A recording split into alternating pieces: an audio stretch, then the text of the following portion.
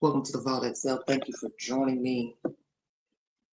Please check my community page for said updates to breaking news, polls, live events. Follow the Queen on Newsbreak. Download the app to your said devices and you will get notifications of when I have posted a comment, photograph, and or said information videos. Also follow me on IG, same name as here on YouTube. I was up early in the morning and I posted a video pertaining to the allegation that this child, Celeste Rivas Hernandez, was deceased for 4 months before she was found inside that Tesla at a tow yard. We learned during the autopsy that she was skeletonized, eyeball missing, fingers severed, 2 stab wounds to the torso, liver punctured, also legs amputated. So we're going to take a deep dive into the said information. As you know, bugs, flies, maggots can give a time of death. What is the actual time of death? When did this child pass away? The state is saying that they believe the child was unalive April 23rd, 2025 and mutilated on May 5th. So when you digest skeletonized, doesn't take very long. You would think it would, but it all depends on the circumstances of where the body is stored, either inside, outside, warm temperatures, cold, to determine how long it would take for the body to break down. Due to the fact that California is sunny at least 300 days out of the year, she was inside of a polyurethane bag, inside of a metal car. It didn't take long for her to break down. But I am countering this information due to the fact that you say she was skeletonized and we never heard of anyone complaining that they smelled an odor back in the spring. Hello, Sophie. Thank you for joining me. That is where I have the problem. So when you counter no one being interviewed by the news that they saw this car parked, let me clarify. They didn't see the car parked in the spring. They didn't smell an odor in the spring. Then why are you just now smelling an odor September 25? Because there's no way I'm going to believe she was in that trunk in that location. I'm specifying that location for 4 months without someone hitting on the car, being sitting there for a long time, odor emanating from the car. My theory is that Celeste was inside of the home, stored either in a freezer or a room or inside of the garage in the Tesla. And when David got the go ahead on a tour date, he had to move the body quickly so he could go on tour. Because if we're to believe Mr. Fisher's information that he saw who parked the car a day before David went on tour in September, then that means she was either in the trunk in the garage or her body was in the house. You can't have it both ways. The panel is open to anyone who would like to give his or her opinion pertaining to the said information of how long this child was deceased. When did she pass away? When was she mutilated? And where had she been stored before put into the Tesla and the Tesla parked? Because just because the car was parked with her body in it, it does not mean it was sitting there for 4 months as the state is saying. And I'm not here to say they're lying. I'm just using common sense. No way that car sat there for 4 months with her body in it and nobody smelled a corpse. I refuse to believe that. Hit that HTTPS link and come on up here and join the Queen and take a deep dive of this said information. You do not have to show yourself to keep the continuity of the live. It helps to have different opinions and conversations. Hello, Lisa Frazier. Thank you for joining me. Welcome to the Phone Excel. Once again, prayers for Nancy Guthrie, who still has not been located. I will still continue my conversations pertaining to the disappearance of this 84-year-old woman, and also the unaliving and dismemberment of Celeste Rivas Hernandez. Thank you for all my new subs. I want to thank you all because now I'm almost at, I believe it would be 16,600 subscribers. Thank you so much. I think I got that number correct. And also, I'm over 2,000 followers on the Newsbreak app. If you want to get breaking news in your location where you live, download the app to your phone and you will get breaking news with a notification. Turn on the notification and you'll get news in Idaho, New York, Maine, Florida, wherever you live. And also hit the local button and it'll bring up local news, breaking news in your locale. It's a very good app to have because now we get emergency phone calls now on the app as well. So if something's happening down the street from you, you'll get information and you'll get to listen in on a brief synopsis of the 911 dispatch to send the officers or medics out to that said location. So it's worth downloading the app. Newsbreak. Thank you so much. Was Celeste Rivas in that parked car for 4 months? That's my question. If she was not in that location, where was she? In the house, in a room, in a basement, in a freezer, in a container, or he put her in the trunk after dismembering her? Weigh in. How and how she died. It's the filing that the defense wanted sealed today, but judge denied it, so it was released. Gives a lot of details. Okay. Well, let me go. Let me pull up. Yes, Queen's been resting all day, so I told you we're on a wicked sleep schedule. Like a damn vampire. It's sad to say. 1 second, everybody.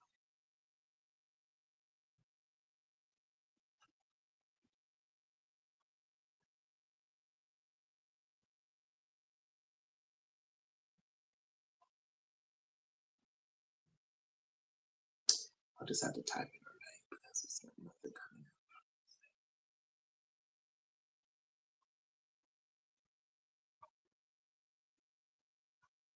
up. Thank you, Sophie. Sophie says yes, parked in his garage. Okay. All right, this is the latest information. Thank you so much. ABC7 is the source. Thank you all for chatting the information in the chat. I have not been on YouTube today. Kind of took a break from it today. Major developments in court today surrounding the singer David, accused of killing 14-year-old Celeste Rivas Hernandez. I'm David Owen. I'm Joanna Lana. Newly released court documents reveal troubling details about what prosecutors say unfolded around the murder. Eyewitness News reporter Rob Hayes is live in downtown LA with the graphic details. Rob. Yeah, no cameras in the courtroom today. The prosecution filing a legal brief today, and what it contains is beyond disturbing. Take a look at this. In that brief, prosecutors say Celeste Rivas Hernandez and Burke first met when she was just 11 years old, and they have explicit photos of the two. The brief also spelling out that Burke stabbed Celeste several times and watched her bleed to death. Then he purchased tools to dismember her body. Amazon delivering 2 chainsaws, a body bag, and a blue inflatable swimming pool to his home, all ordered under a fake name.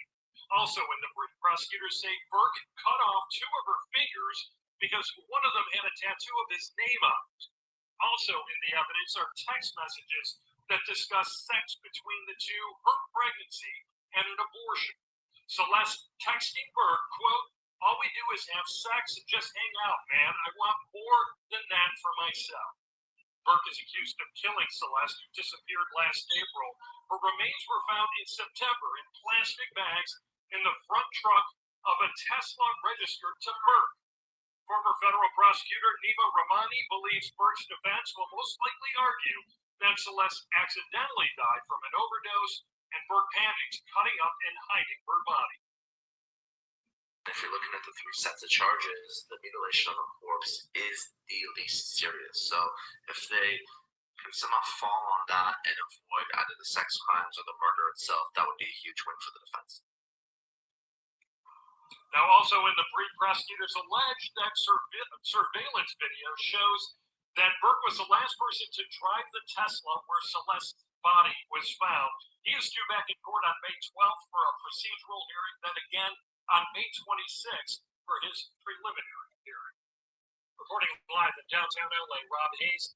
ABC7 is the source. Thank you all for speaking up during the live, because as you know, it's going to always be breaking news day to day pertaining to a true crime story. And thank you for mentioning that in the chat. So we will tie all that in to Queen's conversation of 4 months in the Tesla. Now that we know he parked the car. Mr. Fisher never told us who parked the car. I'd asked that question 1,000 times. Now we have the answer.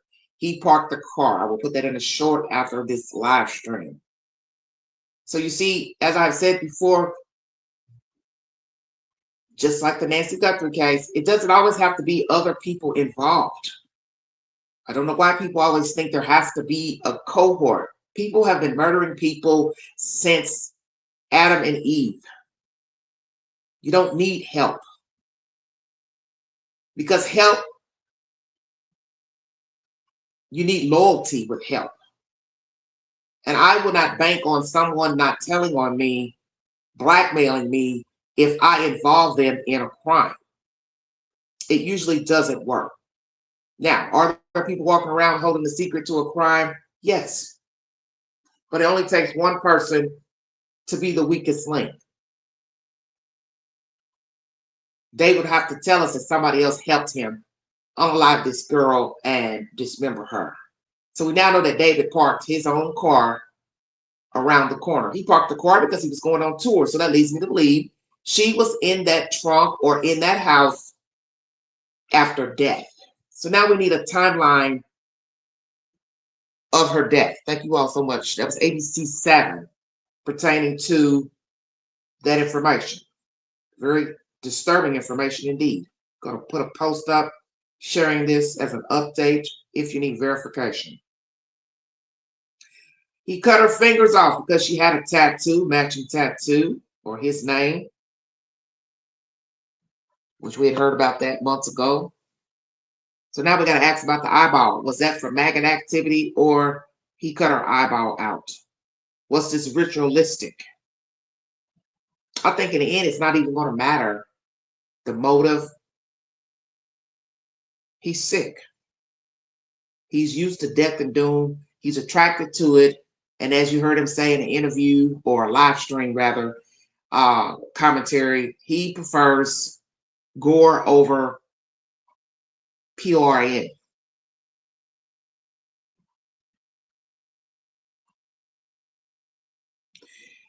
In lives, people was complaining about the smell in his house. So you mean the people who were visiting him? Okay, thank you, Lisa. And see, this is why you can't leave bodies in a house that don't belong to you. Anything could happen to a rental home. There could be a flood, tornado, hurricane. The house gets damaged, fire. The owner has to go to his or her property. Imagine firefighters going in to put out a fire in a house, and then they're pulling out a dead person. Somebody has to stand account for that dead person in that house. Okay? So he knew better than to leave the body in the house. This is why I always tell people to pay attention to the information. A lot of people just don't like to listen to information. They like to just assume whatever. It doesn't work like that. You go by what's been told to you. And naturally, everything's not going to be told to you, such as we didn't know he parked the car. But I use common sense when it comes to true crime. And a lot of times you can't even bank on that due to the fact that it is a true crime. But I know better. If people are being nosy Parkers about a Tesla, no way it sat on that street for 4 months.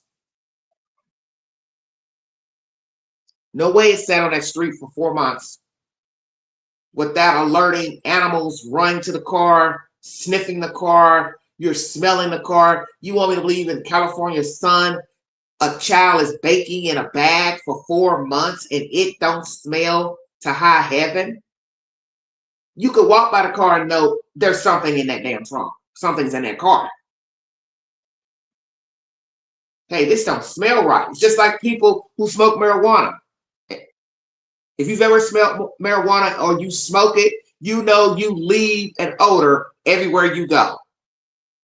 It's in your house, it's in your clothes, it's in your fabric, it's in your sofa, it's in your pores, just like cigarette smoke, cigar smoke. It's in your pores, it's in your skin.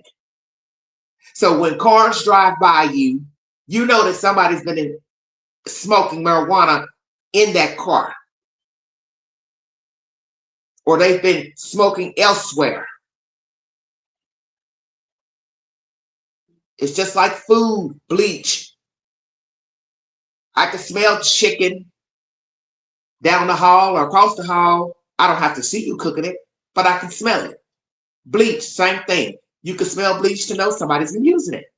So decay is the same. You can smell decay, you don't have to see it.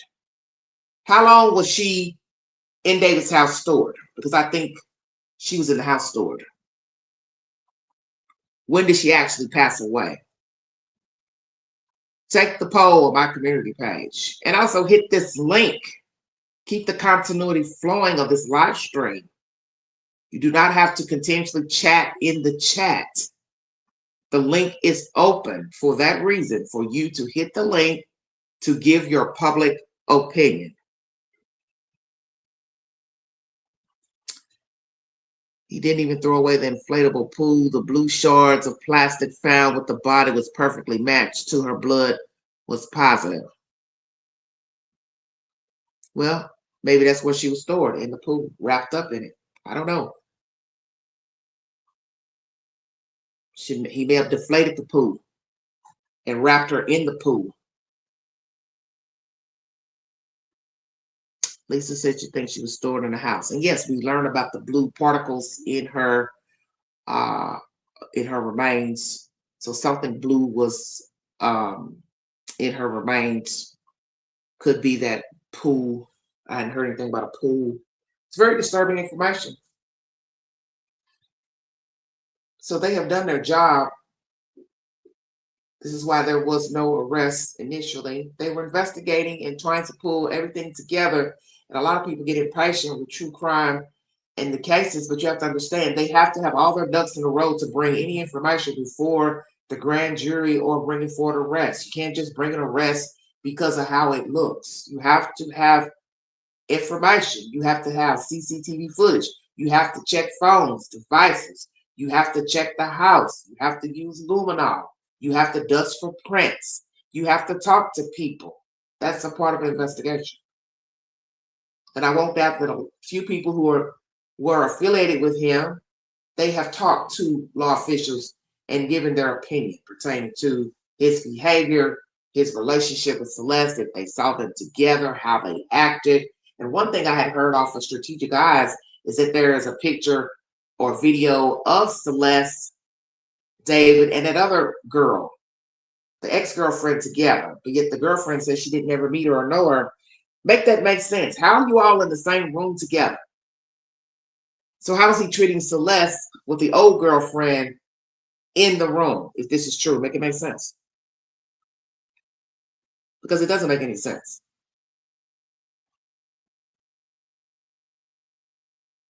Doesn't make any sense.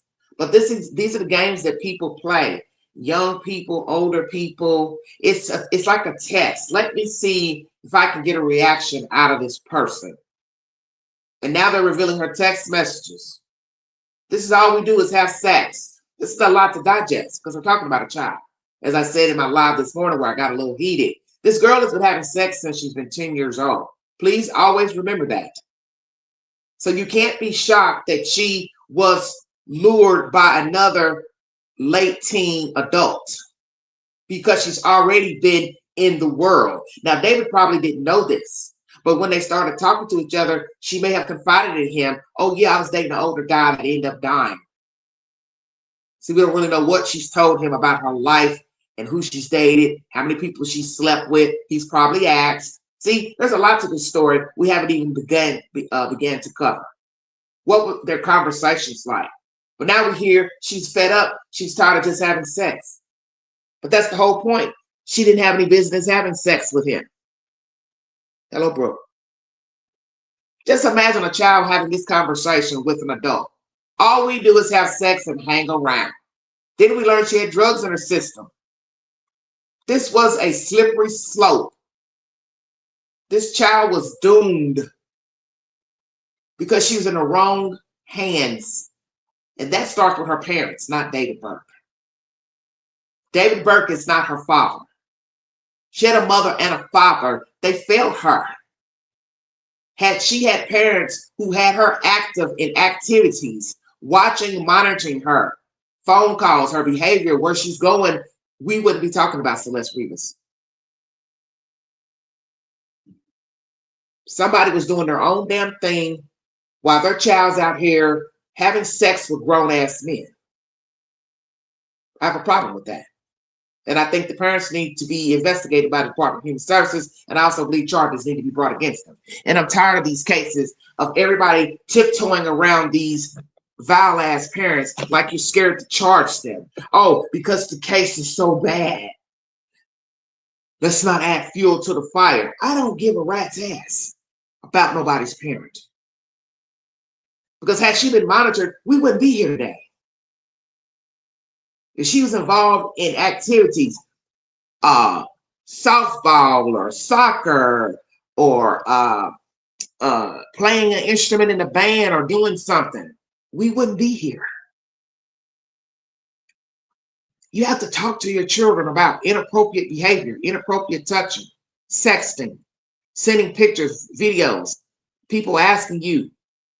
So David now has screwed himself because now there's proof he knew the girl. There are pictures, videos, pornography. Let's talk about the pornography. We now know she's in the photographs that's on his phone, and they said they were illicit.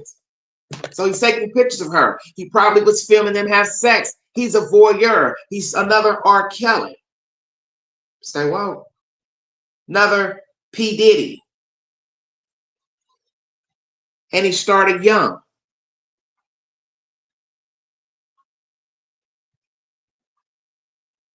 He's a young sadist. He likes death and doom. He likes sex. He likes luring kids in. He's not going to be able to talk his way out of this. The pornography has sealed the deal. There's your proof. You know her. Pictures of her in your home, in your house. It's over with. So I'm going to ask the parents, are you still supporting your son? Because now the pornography is of Celeste Rivas Hernandez. Checkmate. Did he have any other victims? Is there pornography of those kids on the device? Did he try to wipe the device clean, the cloud? The best thing David can do right now is ask the state for a plea. There's no need in going on with a trial. Don't pull a Rex Heuermann, dicking people around for 2 years. Just say, I did that. I lured a child. I took pictures of her. I've messed with other young girls. I unalived her, doped her up, dismembered her. Just own it and save the rest of us the gory details down the road later. Because if the parents can't go to court and listen to the prosecution speak about the little girl, they ain't going to be able to hold on come time for the trial. They want privacy. As I said before, you've had privacy. You've had a whole lot of privacy. Where was the love for your child? And I pray they don't have any other children. And as I said before in my other video pertaining to who the Burks are, check out that video. I pray for the children in the Burks' care. Are they going to school or are they being homeschooled? See, there are too many angles to this story. It's like a web within a web. As someone commented under my video, they won't doubt that David was abused as a child, sexually abused, from their experience as a social worker. Because as I told you, most sadists have been sexually abused or they have been introduced to sex and pornography at a young age. Back to the subject at hand. After she was unalived, where was she stored? In the house, in a freezer, in a tub, in a bag, in the pool, in a tarp. Did people notice the smell? What was he thinking about disposing of the body? What he was going to do with her? Too scared to put her anywhere? Too scared to be riding around trying to figure out a place to drop her off? How does that rental truck come into this storyline? Was that just him renting a truck to go hee-haw around or film a video? Who knows? But we know the child was found dismembered and put in his Tesla. So I don't know what relevance this rental truck is going to play into the storyline. See, other people have cameras, Mr. Burke. So while you've been sneaking around trying to figure out what to do with this kid, you didn't have any control over your neighbors' homes. This is how a lot of people get caught. You can plan, as I said, 50 ways to unalive a person, but there are 100 ways to get caught. You don't have any control over others viewing, their eyesight, their Nest cameras, highway cameras, street light cameras. You don't have no control over that.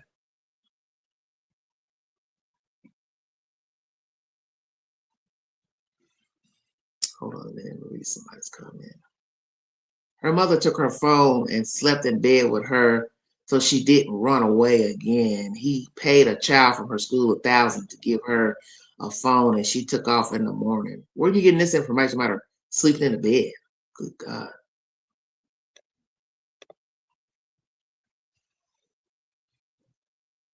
The parents and family took money allegedly. Okay, well, that won't shock us because a lot of people are working class, poor. Oh, prosecutor. Okay. Maybe I need to hear more information from the charging documents. Let me see who else has information on it. Charging documents. Damn. This is crazy.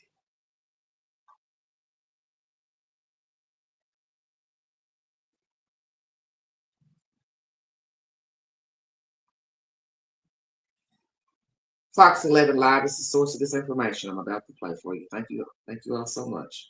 Sorry I was behind today, honey. I had to get some rest. Two high-profile murder cases go before judges today. Nick Reiner, accused of stabbing his parents to death, and singer David, accused of murdering Celeste Rivas Fernandez. A couple of really grim stories. Fox Local's Christina Gonzalez is live at the Criminal Courts building in downtown LA with the very latest on both cases this afternoon. Christina, a really busy day. Oh, Marla, I just literally ran out of the David work. Okay, I'm gonna play somebody else because I don't want to hear about Nick Reiner in the commentary. We're gonna go to Law and Crime. Thank you for your patience. First, he's now being accused of partying after allegedly brutally killing a 14-year-old girl. We've learned he wants to look more presentable in court. Fortnite has made a big decision about the singer's presence in the video game. So a lot of updates in this case since we last covered this shocking story. We want to get into it right now with Steve Fisher, the private investigator who has been on top of this case from the very beginning. Welcome to Sidebar, presented by Law and Crime. I'm Jesse Weber. Okay, before we go any further, I have a law and crime news alert I have to tell you about. Roblox. Roblox is under fire for allegedly not taking action. They met on Roblox. You may call Hernandez, filed by the LADA's office last week. We know that they claim that Celeste's decomposed and dismembered body was found September 8th, 2025 in the trunk of a car, allegedly registered to David, real name David Anthony Burke, that this was out in LA in the Hollywood Hills. He's also facing special circumstances allegations of lying in wait, killing for financial gain, killing of a witness, using a sharp instrument with respect again to the murder charge. And this would carry heavier penalties like life in prison without parole, the death penalty, even though there's a moratorium on executions in California. And we learned from last week the autopsy report. The autopsy report was released, citing that Celeste's official cause of death was multiple penetrating injuries, the manner of death homicide. We did a whole sidebar with forensics examiner Dr. Mary Jabelik. If you want to check it out, you can see it. It's on Law and Crime's YouTube page. We also put the full autopsy report on our app, Law and Crime Plus, as well, if you want to watch it, if you want to see it. And now today there's a hearing. And this is described as a status conference, so kind of like a check-in before the scheduled preliminary hearing this Friday. We had a reporter in the courtroom. We're going to break down a little bit later on what happened and what you need to know. But going back to Friday, if that date sticks for the preliminary hearing and it doesn't change, that's going to be big. Because by law, the prosecution has to present enough evidence to support the charges. It's a probable cause standard. It's a lower standard. It's a low bar. You're not trying to prove beyond a reasonable doubt, but you have to say there's sufficient evidence to support the charges. And look, this is open. The defense can challenge the evidence. It's different than a grand jury, right? A grand jury's secret. It's one-sided. We learned last week that there were, 3 grand juries hearing evidence in this case, but no indictment was returned. Interesting. Again, as I spoke about with the LADA, Nathan Hochman, these could be investigative grand juries that examine evidence, but not necessarily asked to vote on an indictment, maybe. But aside from that, now we have updates in this case that we need to address. Send the information to me on Instagram. The Vote Excel, lowercase. I'm on Instagram under the same name. Last time we covered it. So David's physical appearance, a timeline laid out, accusations of partying after Celeste's death, changes to his relationship with the video game Fortnite. Okay, so for all that, I want to bring on private investigator Steve Fisher, who has been on the ground in LA looking into this case for months. Steve, thank you so much for taking the time, as always. First, I want to talk about, his court appearance and his physical appearance. I thought it was interesting, these requests that were made from his defense counsel, seemingly from him. What did you learn about what David requested regarding his physical appearance in court? Well, they filed 2 motions. The one, they filed a motion for him to wear civilian clothing. Specifically, they said it would be pants and a button-down shirt. That was denied. So he will be in a prison jumpsuit unless something changes. And then he turned filed another motion for him to get a haircut by the LA Sheriff's Department before the hearing Friday. And that was granted. That was approved, right? What I found interesting is that those are the 2 motions they filed. There was no motions to unseal the 54 search warrants. And I want to explore that for a second about why they did that. Before I even get to that, just going back to his physical appearance, I'll just say, look, it's not unusual for criminal defendants or particularly celebrities who want to look a certain way in court, particularly if there's photographs, if there's video. But why do you think he wanted this? I mean, you've been studying him, investigating him for months. Is David somebody who cares about his appearance overall? One thing I've always noticed, and especially like in the camera roll pictures we have for him, he wore the same things for days in a row. He didn't seem like a really hygienic guy, I guess you could say. And it's funny that he wants it now, especially since this is not televised. Cameras aren't allowed in the courtroom because of the child imagery, specifically, it won't be going forward. So it's really interesting because all there's going to be is a sketch artist. I think he's a narcissist. I think he wants to keep his persona for the people that do show up in the courtroom. I don't know. Maybe it's being driven by his attorneys, but I don't think so. I think this is him. Let me go back to the other part that you mentioned. So you note that his team didn't file motions to unseal all of these search warrants in this case. Talk to us about how many they are and what you know about that. Yes, I went yesterday and I found out. Do you currently receive government benefits? All right, brief commercial. Lord have mercy, this case. This is making my butt itch. Too much going on. What you know about that? Yes, I went yesterday and I found out there's 50. I think there's 54 sealed, 55 including one that's unsealed already, which was the one for the vehicle. So actually, the last two court hearings, that's Silverman.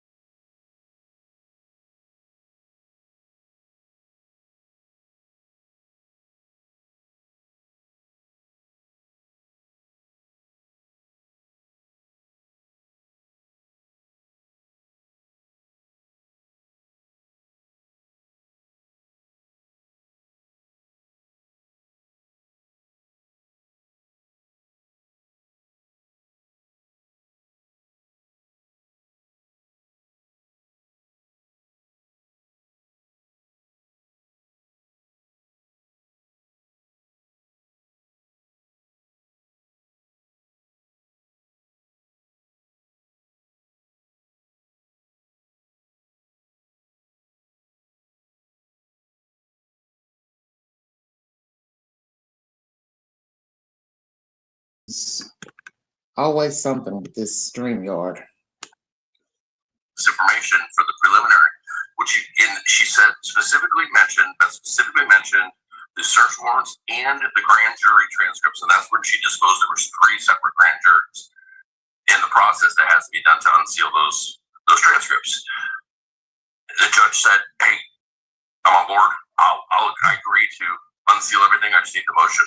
No motion's been filed though. They filed the motion for the physical appearance, the hair, nothing that at least that's on the docket to unseal those things.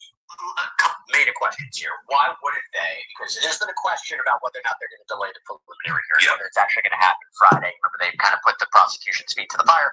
We want 10 days. We want this preliminary hearing. We want to see what you have. I wonder if they're going to have difficulty asking for a delay, if they do, and not even having, according to you, made a motion to try to unseal them. So I have a feeling that what you're saying is exactly. I think they're probably at the last second going to say, "We don't even, Your Honor, we don't have the discovery."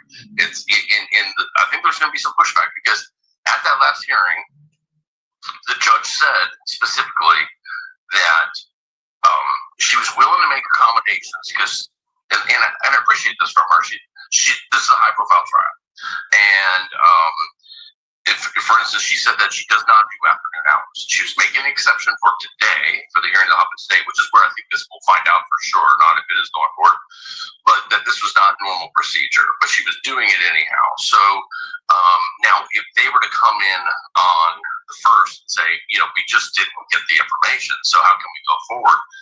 Because they really didn't want the information right now. I think they're going to get called out on that, I think.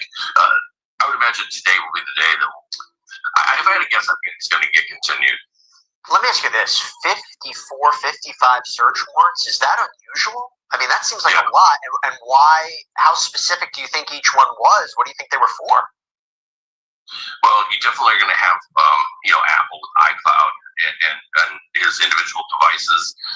I can tell you that he does have a lot of actual devices, a lot of phones. And then you're going to have Google and stuff like that. But there was a search warrant issued as late as April 20th, so after his arrest. And there was another one that looks like it falls on like this, like the 5th or the 6th of April. So they were issuing search warrants right up. I think there was a total of 7 that I saw that were issued in 2026. Do you think that's something he had on him at the time of the arrest, or something at the property where he was arrested?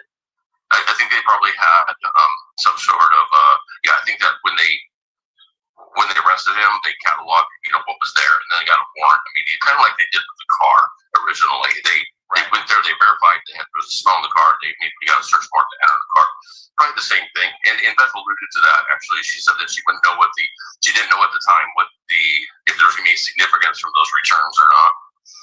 Let me ask you this: do you think that those warrants also include materials possessed by other individuals that are not David? It's the season to get things for spring at Rent Center. All right, commercial break. 55 warrants. Wow. That's a lot. Certainly, I definitely think there's going to be at least cloud type of data, other Facebook account or Instagram accounts, Meta, let's call it, and iCloud. They specifically leaned into iCloud a lot. They said that there was over 10 terabytes of data from one iCloud account. So, listen, I can kind of see, the guy's a musician, he's probably got a ton of music, ton of video, raw video, and everything backed up there, but it's still a massive account. I've heard reports of them saying 10 terabytes of child porn. I don't think that's the case. I think it's a 10 terabyte account. Yes, I think others are what he has. I think all his inner circle people have had all their accounts subject to search warrant by their social media accounts, and including his management.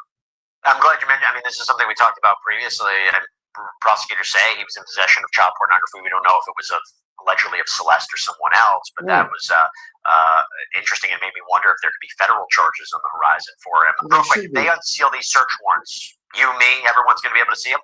We'll be able to see who they were served upon, and we'll be able to see what the return was.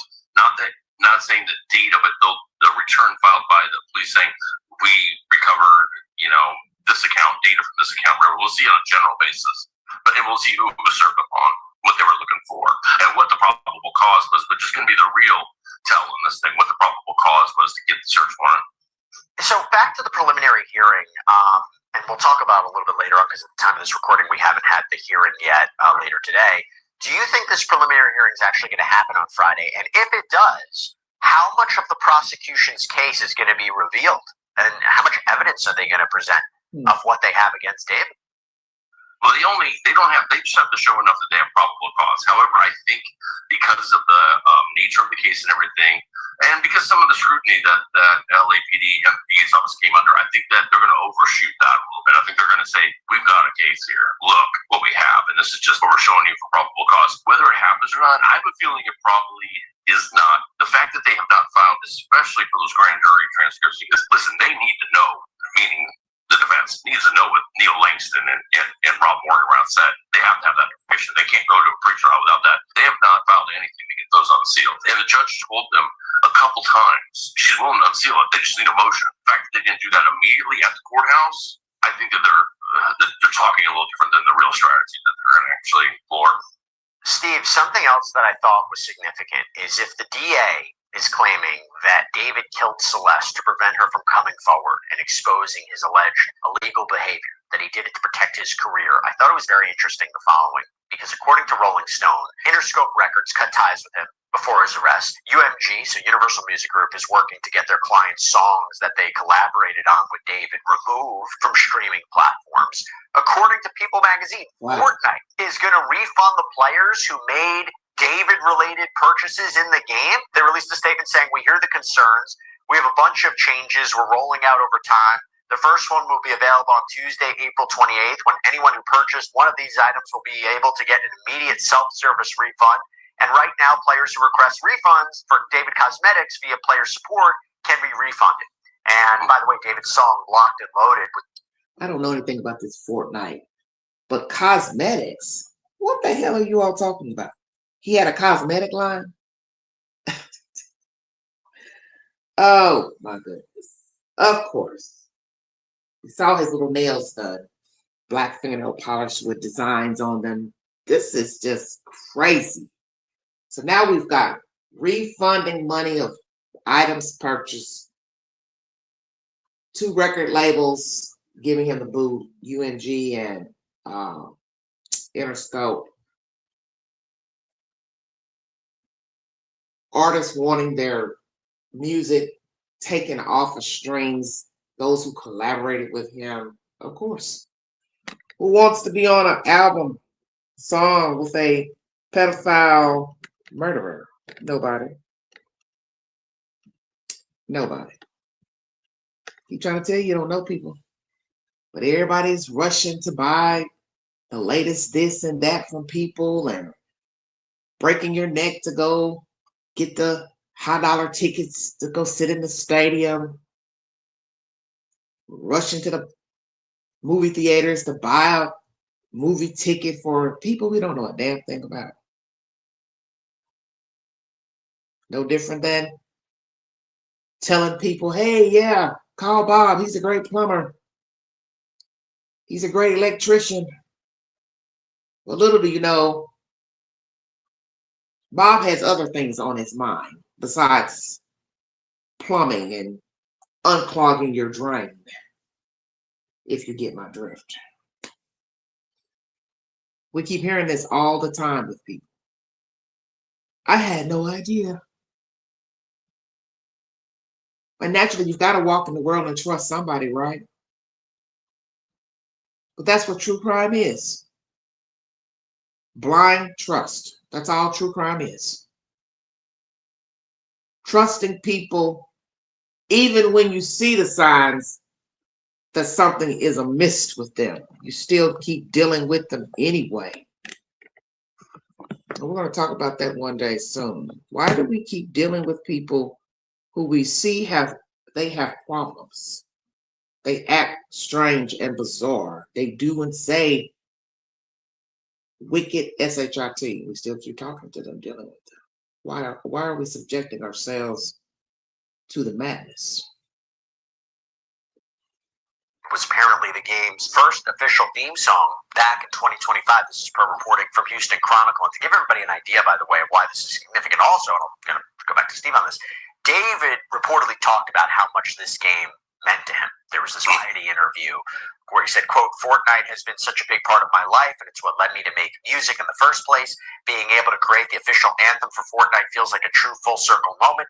Fortnite gave me a space to be creative and connect with people all over the world, and that same energy is what I wanted to put into this track. It's more than a song. It's me giving back to something that shaped my story as an artist, and even now, playing Fortnite is still my true passion. So I find this very relevant for the prosecution's case, Steve. If they're trying to say he tried to silence a witness to prevent his career from being torpedoed, look what just happened after his arrest. They might be able to use this potentially. And listen, I think if it goes to trial, you're going to see that the way he met Celeste was through Fortnite. And that's significant. And listen, good on Fortnite. They didn't do this after a bunch of pushback. They did this, one person requested a refund, and they immediately processed it, and this started the ball rolling. And good for them. Yeah, he hasn't been proven guilty yet. I know that, but they're a private company, and if there's we don't want our name attached to him. Well, they have a good point. Prosecution may be able to use this as a theory for homicide. But this Fortnite situation, I want you all to think about that for just a second. A company is not trying to lose any money. I don't care what it is they're selling. So what is the protocol for returning funds to the owner? Are they also sending the product back? Or you're just sending them the money in good faith that they're disappointed that they purchased an item related to a murderer, alleged murderer? Which is it? Because you can't keep any money if you're giving money away. So what is the protocol? You send the merchandise back, then I'll give you your money back. Which is it? Or I'm just going to give you your money because David is arrested, charged with homicide. Just curious. Lord have mercy. Lord, what a mess. Yeah, I say he's real hot. He's lost money. That's why I asked the question, has he paid the lawyers their due bill up front to represent him? Because somebody had to tell him, sir, you're going to be getting arrested at some point. It's on its way. I need this amount of money to go forward in representing you. So did he pay the full due bill to the lawyers representing him? Whatsoever, and we're going to refund people who, good for them. And because, listen, Celeste didn't meet him through Fortnite when she was very, very young, and then it went over to Discord. And so I appreciate they did that, and he did. He used that platform to lure people, and it's Yes. obviously against their terms of service, and they That's didn't what exactly at all. happened. But I'm glad that they're doing it without being asked to. Free phone? Listen up. If you're Brief commercial. We'll stop there. And that's another thing. All these platforms to meet people, gaming platforms, IG, Facebook, Snapchat, Threads, TikTok, YouTube, blah, blah, blah, blah, date site, Discord. Just everybody keeps coming up with a name for something that it's the same damn thing, just a bunch of people talking. How many platforms do we need just to talk? Jesus Christ. Excuse me, Lord. And this is where everybody's getting hoodwinked and bamboozled. Talking offline, meeting offline, that's what leads to the trouble. But as I said, these people are dangerous no matter if you met them online or not. If it's not going to be you, it's going to be someone. That is the point to a criminal. And all this talking about God and Fortnite and who gave him an opportunity, I want to pay it forward. All this time he's luring children and having sex with them and taking pictures and videos of them. This is sick. Using God's name in vain and then using this Fortnite to be, oh, I want to thank you for everything you've done and giving me a place to voice my blah, blah, blah, blah, blah. Just mumbling underwater. Just a damn bubbling fish talking. Blah, blah, blah, blah, blah, blah, blah, blah, blah, blah, blah. No, just stupid. Like you're at the Academy Awards. I want to thank my mom, my dad, my third grade teacher. You might want to, who else do you want to mention? Because you ain't mentioning somebody who probably was touching you inappropriately that led you down this damn road. How about that? Oh, Queen, that was low. Yeah, it was.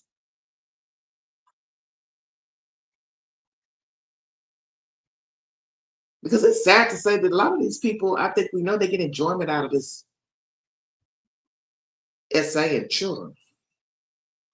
I want to talk about the timeline. So you constructed a timeline in this case, and I want to go through some of it. So tell me about what happened on the day of Celeste's alleged killing and what happened immediately after. It's really wild to kind of see it on paper like this, and I got to give my analyst credit for putting this timeline together. On the 23rd is the day that the prosecution alleges that she was killed and lured over there and then killed. The Silverman seems to be saying it was the 23rd because last week going over to his house, and she never. And she also called it the 1 year anniversary of her death last year on the 23rd. So he goes over there, and that is the day that he just got done with Coachella. He's back. He's kind of on this rush of activity going on, and they announced that the Wither tour or Wither album's dropping, and there's going to be a tour, and pre-sale starts. So here comes the money rolling in, right? And obviously they're alleging that Celeste was threatening to stop that. Now, what I find really interesting is, and I'm not saying anybody else was involved. I'm just saying I find it interesting that this is a period of time, the 23rd, when they announced that.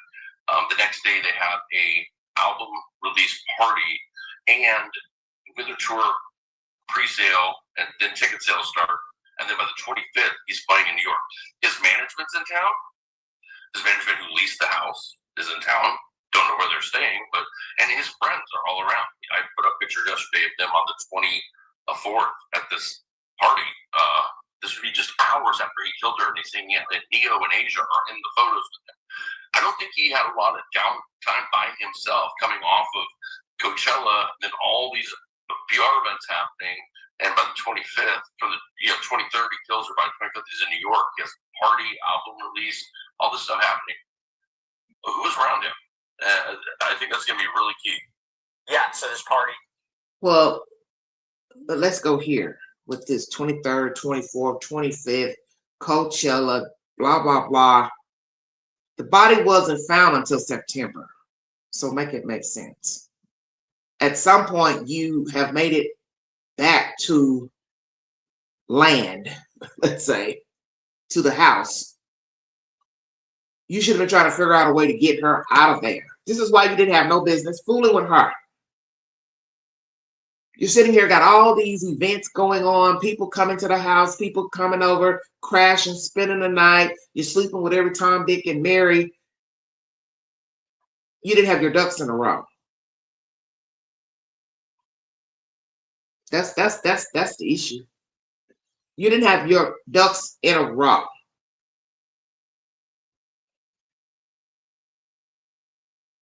But in the end, you still can count April to September is a nice spread of months. You mean to tell me there was no free time from April 23rd up until September to get this girl disposed outside of the house, outside of the Tesla? Come on now. I have seen a lot of things at 55 years old. As one lawyer said on a news broadcast, criminals are stupid. He is so right. Just do stupid stuff. You do stuff not thinking about cameras. You even may think there might be a camera, but you still do something stupid any damn way. This is macabre in a whole different way of doing something, and there might be a camera viewing what you're doing, such as egg in a mailbox. Well, you should know most people have doorbell cameras. We're talking about storing a dead person that's chopped up in your house. And you get the bright idea in 4 or 5 months, oh, I got to get her out of here. I'm getting ready to go on tour again. And you take her and put her in your trunk and move the car blocks over. Help me understand how that makes any damn sense. That's why I said you're not going to make me believe he didn't have enough time to go move this girl somewhere out in the desert, a ravine, a lake, a pond, somewhere. Last time I checked, California is surrounded by water. Lots of it.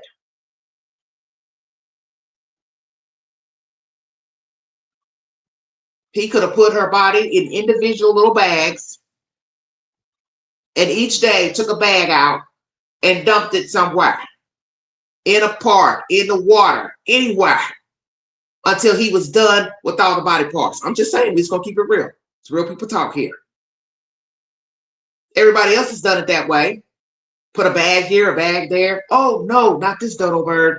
I'm going to go buy a cadaver bags and put her body parts in 2 separate bags.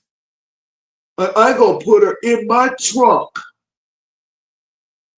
And I'm going to move my car around the corner like it don't belong to me, and the tag is registered to me.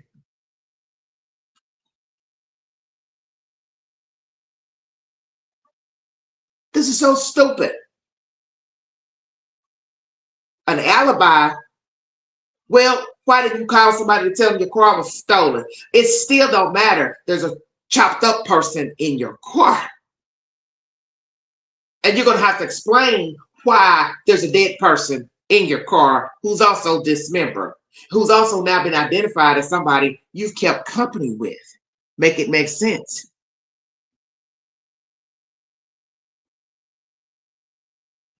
I'm not getting ready to put a dead person in my car. Period. Period. I just want you to think about that for just a second. Whenever he decided to knock her off for whatever reason, what logic made this fool think that this was logic? To put her in the Tesla and just go park the fucking car, knowing people got doorbell cameras. Somebody saw him park the car. Mr. Fisher, who was hired by the homeowner, he did all this digging and searching and running through shit in the house, stuff left behind. All roads lead to David. Duh, you're the one living here. And then when she's found, he doesn't have anything to say.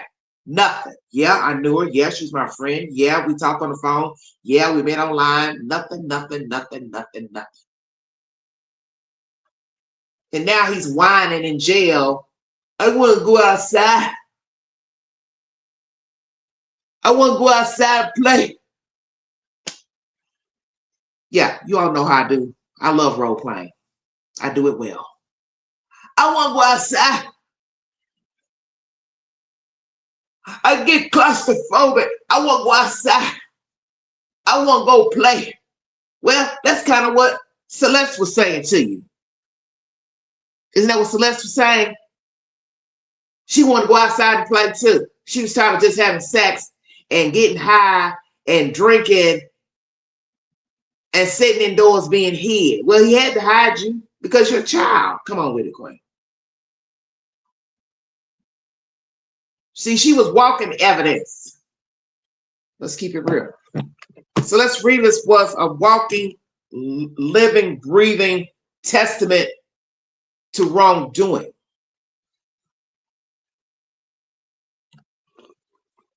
So at some point, it was not going to work. This so-called love affair essay. It was never going to work. That's why what's done in the dark comes to light. And so it doesn't matter the conversations these two had, who said what, who lied, who did this. It was never to work because it was, one, a criminal act of sexual abuse with a child. It could never work. This is not some Hollywood love story of an old man messing with a 14, 15-year-old, and he whisk her off and marry her and make her his wife, and people accepted it. He wasn't ready to settle down, have children. Oh, let's talk about that. Her being with child.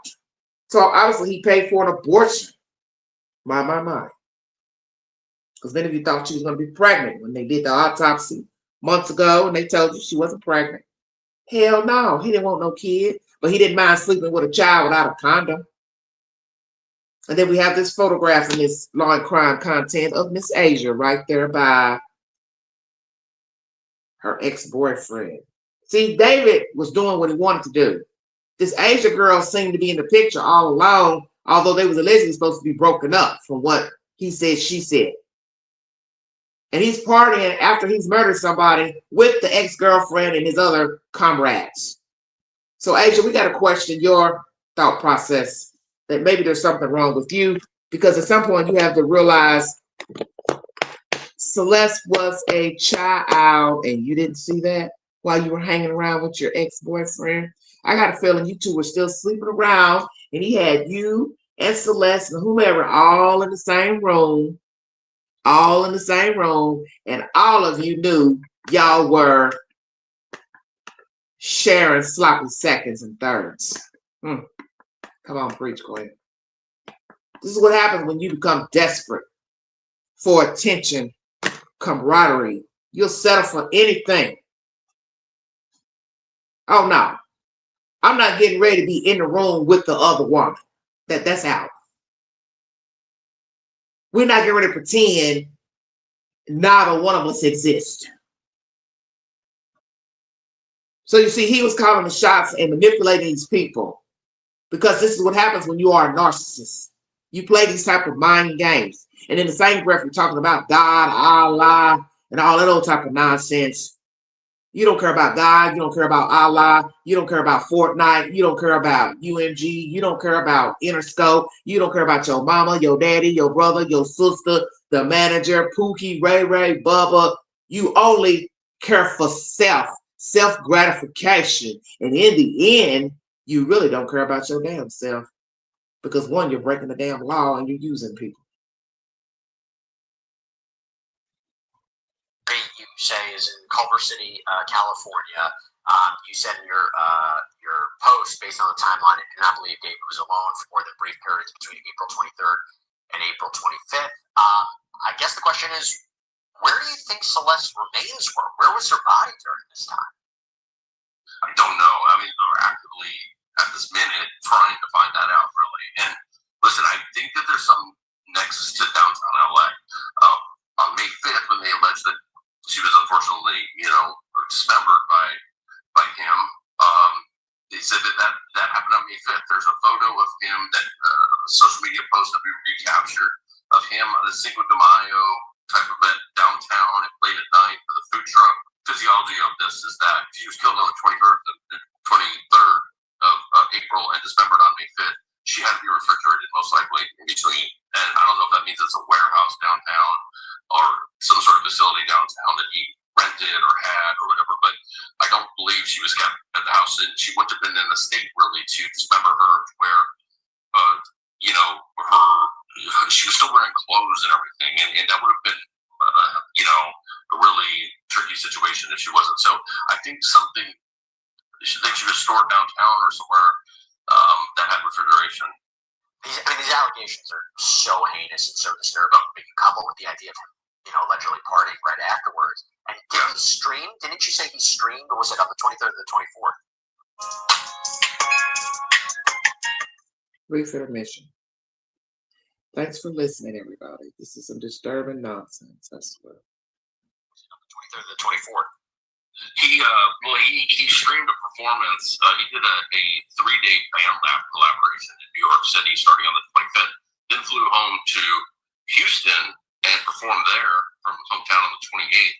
And they streamed that as well. But there's no way, you can't look at the pictures of these performances except when he starts breaking down and crying, which makes you wonder if that's a little performative. But like when he's at this party, he's having the time of his life. Very true. I mean, he's on top of the world. It's all about him. It's his party, he's about ball, That's so right.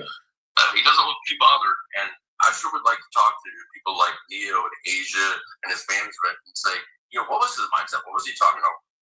Very true. I don't think some of us even thought about that he could have been just performing on the stage crying, not really crying for remorse for her or himself. Damn, I fucked up, I messed up. He could have just been, I don't know, acting. Interesting. Were you at the house that night? Because David, when they have these parties, they tend to be after parties at the house. So I go back to something that you wrote in your post. It's difficult to believe that no one knew anything about Celeste. Immunity may protect someone legally, but it does not shield them from public perception, especially if information was not brought forward immediately. These photos are from the April 24th party, 100 Thieves, hours after Celeste Rivas Hernandez was killed, according to prosecutors. So you and I talked about this, but I just want you to elaborate on it. I asked DA Nathan Hochman in my interview on Jesse Weber Live on News Nation about whether other people will be charged. And he goes, look, it's an ongoing investigation. If people have more information come forward, he wouldn't confirm whether or not someone was given a deal or whether or not someone's cooperating. I remember he did say there's cooperating and not cooperating witnesses potentially in the grand jury. Your thoughts on this? Again, if we're looking at the timeline, we're looking at what prosecutors are alleging. I'm wondering whether or not potential cooperating witnesses and ideas of immunity deals would even come up in a preliminary hearing. Listen, I think 2 or 3 people know, and it's that that blunt about it. I think 2 of those people. I think Neo and Asia, just my opinion, but as an investigator and what I've seen, I think they do things. And imagine that if you're somebody that reluctantly came forward after being, let's say, arrested or whatever, being kind of forced your hand, like go to jail or tell your story.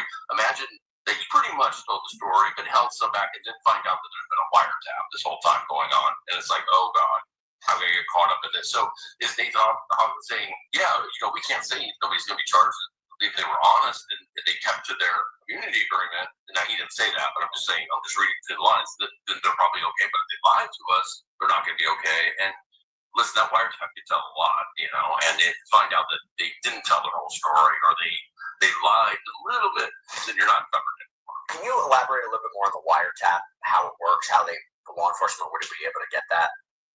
Yeah, so it's done a lot on, it can be done on a state level, which it was, but it's done a lot on federal level, but they literally tap your phone. So whatever lines that they apply for, it's under like a super warrant. They're supposed to exhaust all other means first, but then they can actually intercept and listen in on all your phone calls, and they record them. We don't know how long this wiretap is ongoing for, but I imagine a pretty long time.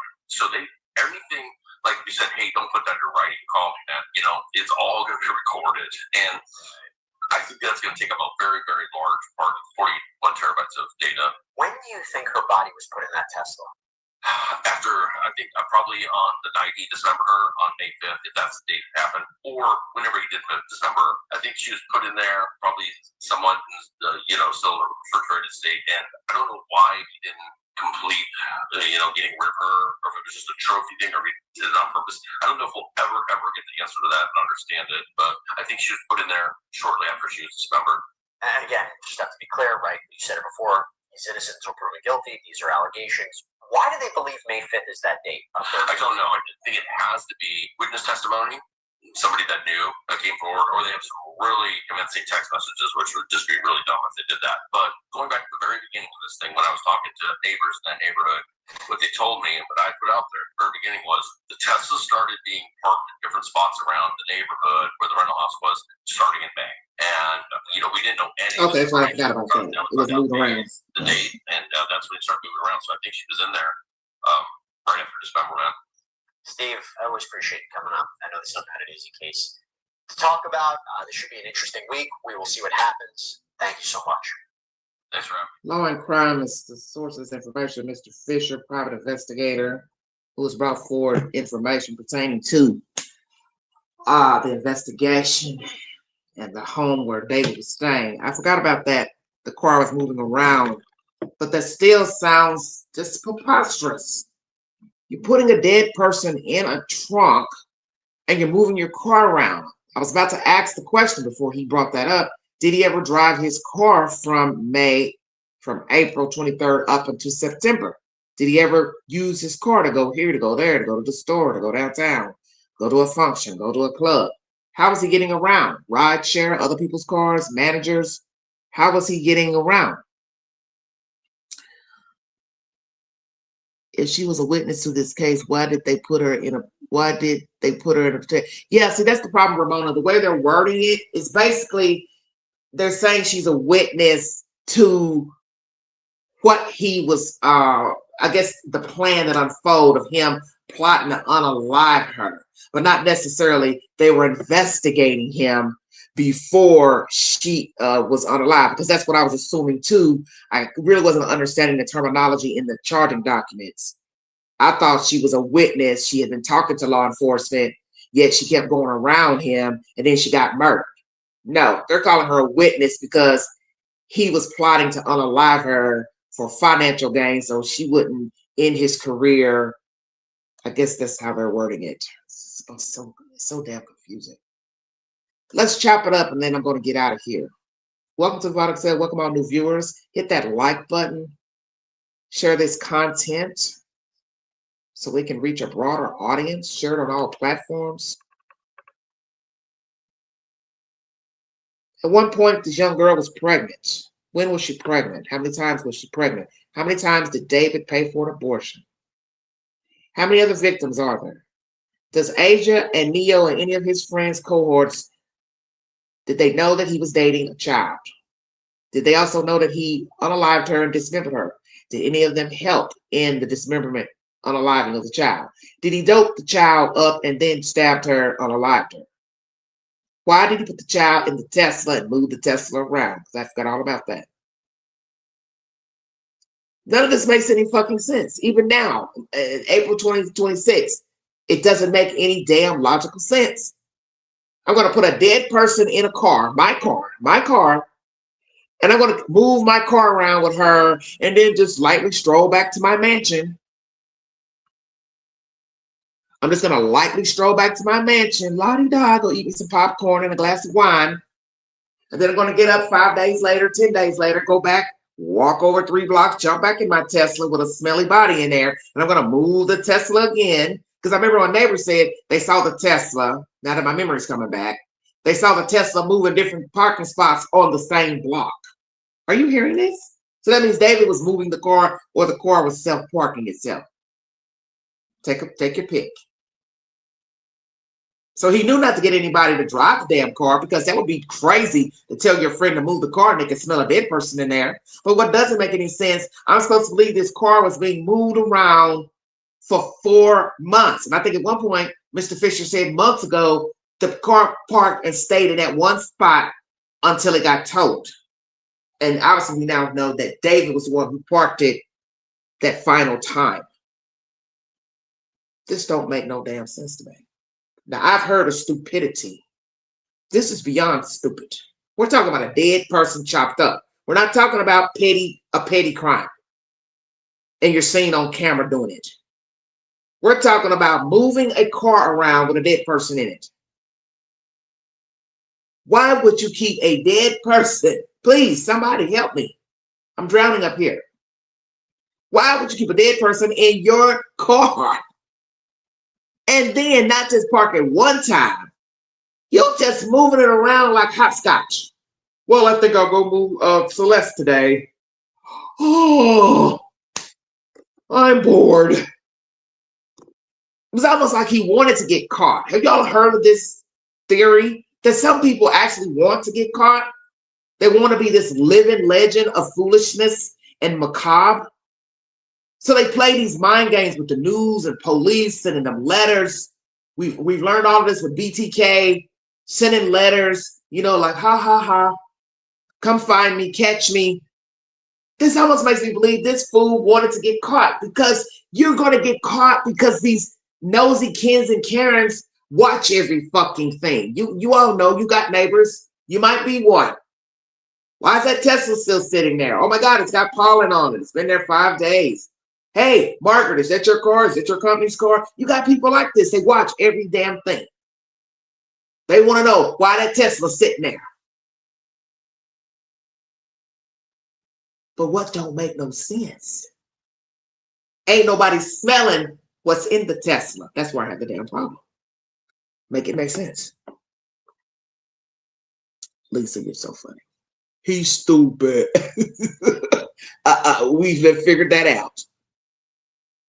Make Queen understand the logic behind putting a dead person in your car to move the car around. I wouldn't put her in the trunk if it was just in the garage. And as you heard, Mr. Weber asked Mr. Fisher, well, how long do you think she was inside? Where was she stored?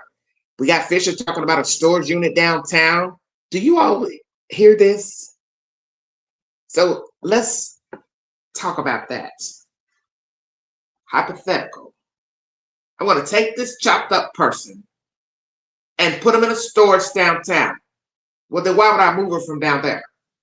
I'm going to bring her back to my house and move her about, or keep her in the garage, or keep her in a tub in the house. It's almost like it's a game. If I'm to believe Mr. Fisher's assertion, she was put in a storage unit. Because all you have to do is rent a storage with a plug and just put her in a freezer and let her sit there. Ain't nobody supposed to be going in there. You've got the lock. I don't know if I believe that.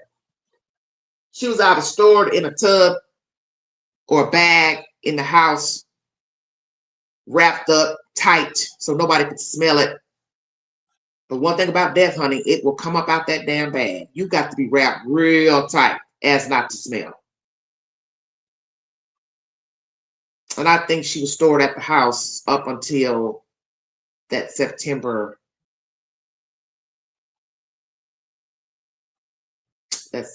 concert tour,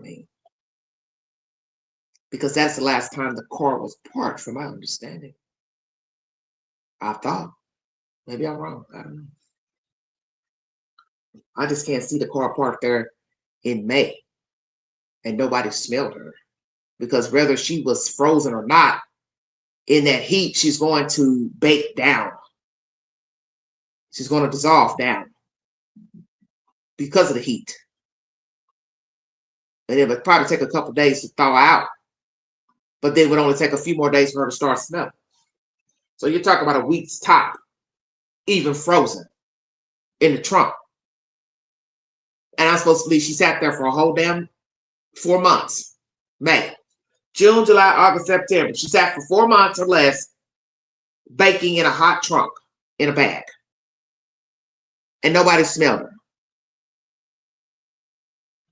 The link is in the chat. If you would like to come up and give your opinion, you do not have to show yourself on the monitor, but we would like to hear your opinion about how long you believe she was stored, and if she was stored in a house, in a tub, in a garage, in a freezer, then put into the Tesla in September. We learned that David is the one who parked the Tesla. We also learned that the car was moved around back in May. That comes from neighbors. What is the truth to this game of hopscotch with the Tesla? Make it make sense?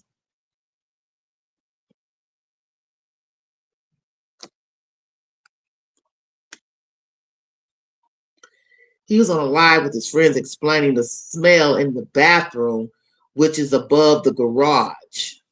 Interesting. Okay. On a live? Okay.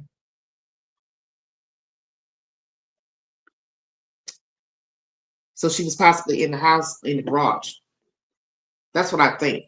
And that's what the blue tub, the blue swimming pool, if indeed the blow-up pool was blue, he probably put her in that to dismember her. That way, whatever he's using to cut her up with won't splash out onto the tile or the concrete, wherever he decides to dismember her. I won't doubt that is exactly what he did. Let me throw that in before I leave.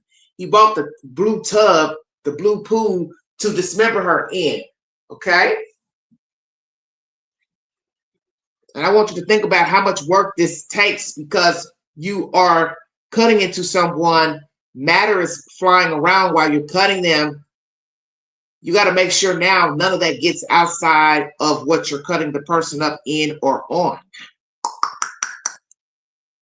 So as I said, I hope they did a thorough sweep of this house, spraying luminol. Because somewhere in that house, there should be a point of origin of where she was unalive and then dismembered. Hello, No Perspective. Thank you for joining me. He dismembered her in the pool in the garage, a prosecutor said in the court today. Okay, thank you. Because I didn't watch the court hearing. I didn't watch YouTube today. Thank you. That's what I was trying to find. Something about the prosecution, what they said.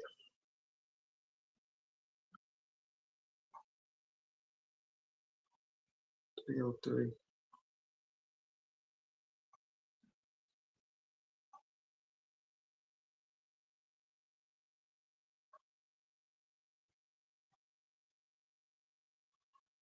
Hold on, everybody. I'm trying to see.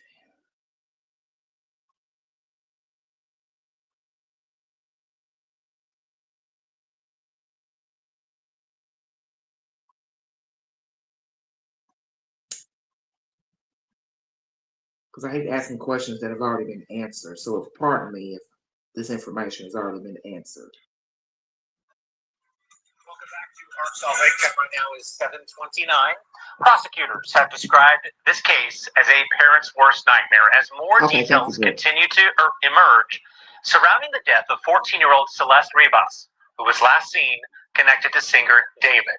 While investigators are still working to determine the exact weapon used, an autopsy report confirms the teen died from multiple penetrating injuries.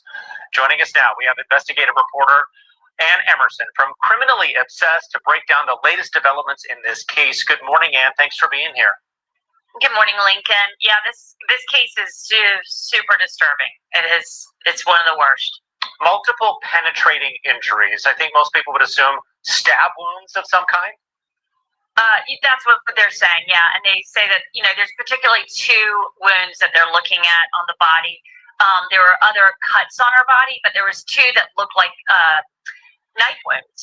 And they're charging him in special circumstances in a capital murder case. And we're talking about David, the singer, David Anthony Burke is his name, and they're charging him with the possession of a personal weapon, of a dangerous weapon, and that it was a sharp instrument. So we've actually talked to forensic scientists and who could describe to us these wounds that you see on the body, and they are very specific to how she would have been murdered. Mm-hmm. Where are we at in terms of where we're going to be seeing court proceedings, seeing him in court again, basically? We're going to see him supposedly on May 1st. That's going to be his preliminary hearing. Now, David has already said, pleaded not guilty, that he's going to defend vigorously. I mean, the charges are extraordinary, the way they laid him out.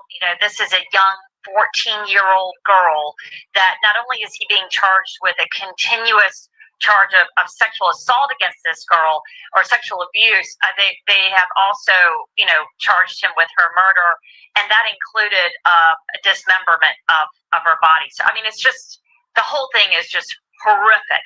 I mean, the prosecutors are saying that they've got also ample evidence of child pornography that was found on his cell phone, and they are right now in the process of handing over discovery. And when I'm talking about discovery, I'm talking about 40 terabytes of discovery. And of course, because he was a musician, there's a lot of video and pictures and that sort of thing that they're saying is kind of part of this 40 terabytes worth of evidence that they're handing over for both sides to look at, which is what they do during discovery. But, one of the major important parts of this case is the very disturbing videos that he had 3 years prior to her death. In particular, a song called Romantic Homicide. And we've been looking at it very closely of, is this an example of him allegedly, life imitating art as the suspect? Is that what they're going to be looking at as a prosecution? Is this part of what his role was about? And it's just incredibly disturbing. Yeah, does that mean we could be seeing his music potentially used as evidence, I guess, in this case? 100%. Lincoln.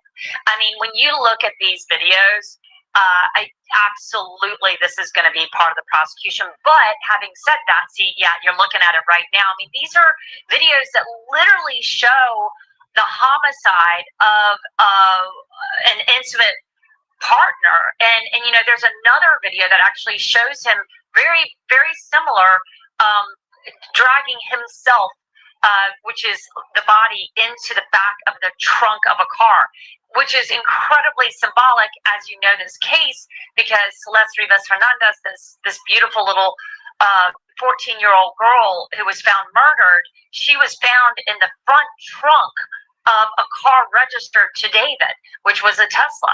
So you can see, I mean, the imagery here is just astounding. We actually sat down with a forensic psychologist yesterday that spends a lot of time in criminal cases, Dr. Della Torre, to try and understand this a little bit better. And I'll tell you, in the episode that will be airing, this evening, it really talks about that this is not necessarily a psychopathy, but that we're looking at a very young suspect who is also just turned 21 in March. So there's of course going to be a lot of questions about the mental state of this suspect, of this defendant. And do we know of any type of financial exchange between Celeste's parents and David? What do we know about that? Well, what I know is that I don't know of any. I've not seen any evidence at all of anything like that. What I have seen is that they were missing their little girl for a year before she was last seen going into David's Hollywood Hills home, April 23rd, 2025. That they had reported her missing and had basically run away a year before that, in April 2024. So this is a family that is grieving deeply right now, incredibly devastated that this is the outcome. As you said at the beginning, this is every parent's worst nightmare, and right now that is absolutely what they're dealing with. And we've talked about this before. I want to ask you one more time. Her body was discovered in September, I believe, of last year. That's right. Just the length of time it took to get these charges, because David actually performed in Salt Lake City right around the time her body was discovered, and it was already in the headlines that a body had been discovered in his car, and it took months and months for this to happen. It did.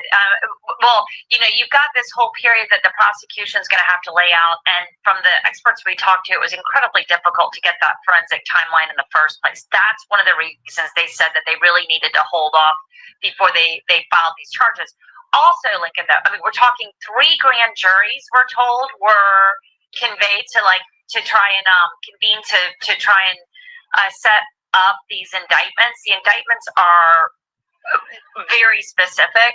You know, we're looking at a first-degree capital murder charge. They've still got to decide if this is going to be a death penalty case.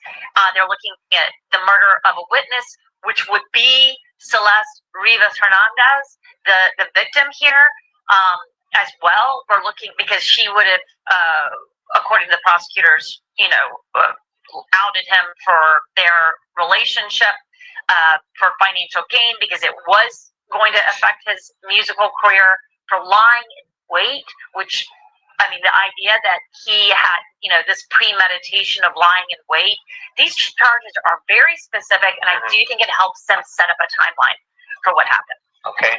Ann Emerson, thank you so much. I know there's a lot more to learn about this case. We will be in touch with you to learn more. Thanks. All right, KUTV2 News. They didn't really discuss what I was looking for. I'm trying to get more about the charging documents. That's what I'm looking for. It's like, what is? Then I have to read it. Hold on a minute, everybody.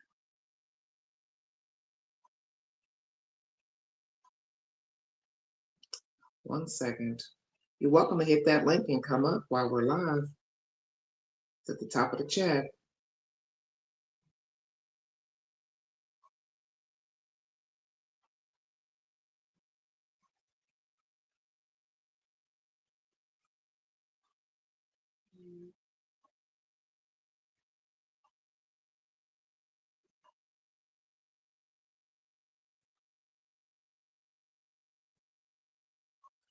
Prosecutors allege Burke bought chainsaws, body bags, and a pool to dispose of body with fragments found on the remains. So I won't doubt this is the evidence they have for the timeline of mutilation, death and mutilation. They are getting they've gotten documentation of when he purchased these items under assumed name and the time they were delivered to the house. Naturally, all that's going to be on cell phone device or whatever he used. We also learned he had several phones. How many phones did he have? And actually, he used other phones to do the ordering of these items. Prosecutors suggest the murder was meant to prevent the witness from revealing the sexual abuse. Additional charges. The investigation discovered child pee on devices belonging to Burke. Preliminary hearing is scheduled for May 1st to determine if 21-year-old will go to trial. For more detailed and death-breaking coverage, you can refer to BBC, ABC San Francisco.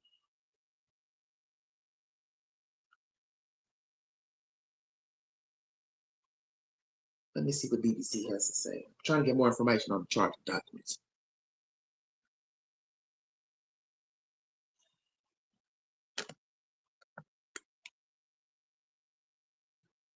He introduced to his parents.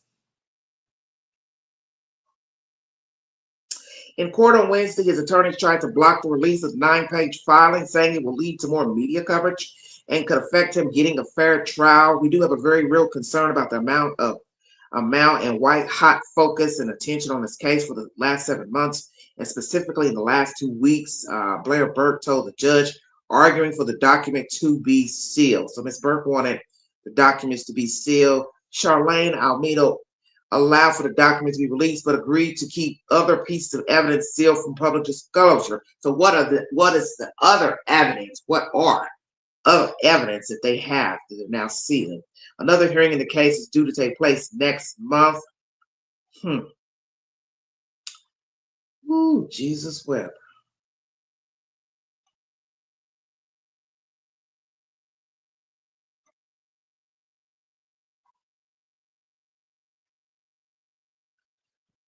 Trying to see what else they got here.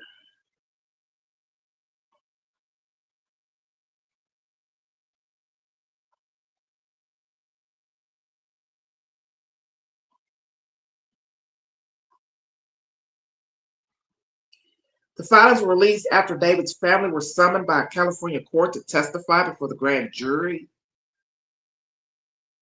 Now it won't let me read it. Gotta be kidding me. Come on, BBC. Now don't be selfish. Yeah, they cut me off from reading it. Wait a minute, everybody.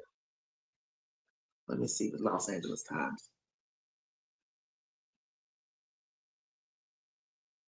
She got to his house at 10, and at 10:20 he was texting her phone, where are you? I don't understand what you're saying. Where are you? Why would he be texting her that? Come on. Stuff is crazy. Nothing wants to come up. It's bizarre.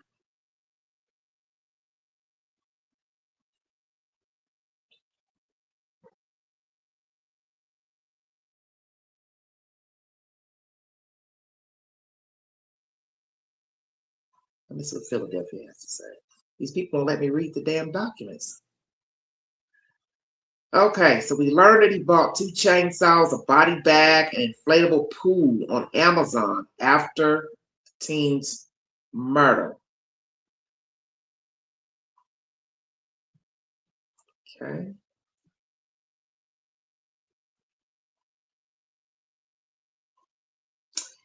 He was reportedly last seen driving the vehicle on July 29, 2025, before he left for his Los Angeles tour, July 29th. So that's not even August yet. Okay, everybody? Because I asked that in this live. When was the last time he drove the car? The court document also alleges David ordered 2 chainsaws, a body bag, and inflatable pool on Amazon using a fake name. Investigators say fragments of that pool were found in cut wounds on Celeste's body. So that would make sense to what I said earlier. He cut her in the pool because naturally you got to have something to keep the blood and matter from splattering on your tile, rugs, concrete, so on and so forth.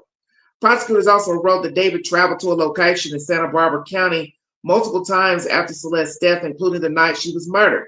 And a Caltrans worker later found the teen's passport card discarded in that area in January of 2025. Bingo card. Why was her passport? What the hell is she doing with a passport? Her passport card. This is crazy. A Caltrans worker later found the teen's passport card discarded in that area. So this is even worse. That's January. She didn't get murdered until April. Make it make sense. Why would her card be disposed of in January? Okay, so now we okay. I'm never going to get off this live now. Okay, so this isn't adding up. Hello, Lorette. Do these people have an actual date of this girl dying and being dismembered? Because now it's looking like this was pre-planned, perhaps months in advance. Stay woke, everybody. You're finding her passport card in January, but you're alleging she didn't get murdered until almost the end of April. So count the months. February, March, April. 3 months. I think there's more to what the damn state knows. And there's no disrespect to the state. I commend them for doing the best job that they can, and the investigators. This may be a planned event because, as I had said before about David, this is all he has talked about before meeting Celeste, before meeting Asia, before meeting Neo. His mind has been on death and doom before he met any of these young people, okay? Before he started luring children online to offline. So for all we know, as I had said to you all, it's not even what the state is claiming. He could have just wanted to see what death was like. I can get another pretty Hispanic girl. You see, Asia was still hanging around. If we're to believe that he said, she said that they were broken up, then why is she still hanging around after this girl's dead? Maybe everybody's not really paying attention to what the fuck is really going on here. Maybe he planned to kill this girl for some time. He had to build up the courage, so he was doing little by little, taking her belongings and dumping them out into the county. That's why he rented the truck, was to take probably some of her belongings. But then that don't make sense because isn't she going to eventually go in her purse and say, well, where's my ID? Where's my card? Where's my passport? Make it make sense. And I still don't understand this passport business. What the hell is a kid doing with a passport? Where the hell is she going? Something's very off here. All right. So once again, the state says he went out to a location, Santa Barbara County, multiple times after Celeste's death, including the night she was murdered. And a Caltrans worker later found the teen's passport card discarded in that area in January of 2025, which I hope this is a misprint. Because you're telling me they found her card in January 25, but she wasn't allegedly killed until April of 2025. Make it make sense. A preliminary hearing has been set for next month where they will determine whether the 21-year-old will go to trial, should go to trial. Los Angeles Police Chief Jim McDonald spoke to ABC7 about the shocking nature of the case. Sadly, some treated this as if it was entertainment. It's not entertainment. It is a tragic life taken in a very brutal way. A lot of people involved, a lot of care and concern as well expressed over the case. But we've taken it very seriously, and our goal is to be able to preserve evidence until it gets to trial, McDonald said. That evidence is expected to be presented at the preliminary hearing. Witnesses will also be called. Very good. The preliminary hearing is set for May 26th, so not May 1st. So it's changing the dates. Last week, they said they found significant amount of SA abuse on the phone. They said more than 40 terabytes of evidence was found on computers, tablets, iCloud, adding that the sheer volume could slow the progress of the case. Well, take your damn time. Just take your time. This comes after the teen's autopsy report was released. Celeste, who was found dismembered in a Tesla belonging to David last year, died from multiple penetrating injuries. According to the medical examiner's report, certain drugs were also found in her system. So I also asked that question during this live. Did he pre-drug her before unaliving her? Because, you know, if you have never unalived a person, you may be nervous in stabbing the person, shooting the person, so you might need a little incentive. Could it be they had a few drinks, a couple of Coronas, hey, let's pop some Mollies, ecstasy, woo, woo, woo, and then she got a little laggy, and it was easy for him to stab her? Which is it? Or did he just open the door, she walks in, he gave her the business? I don't think it went that way. Because you're not wanting to have a major cleanup from room to room. Do you understand what I'm saying?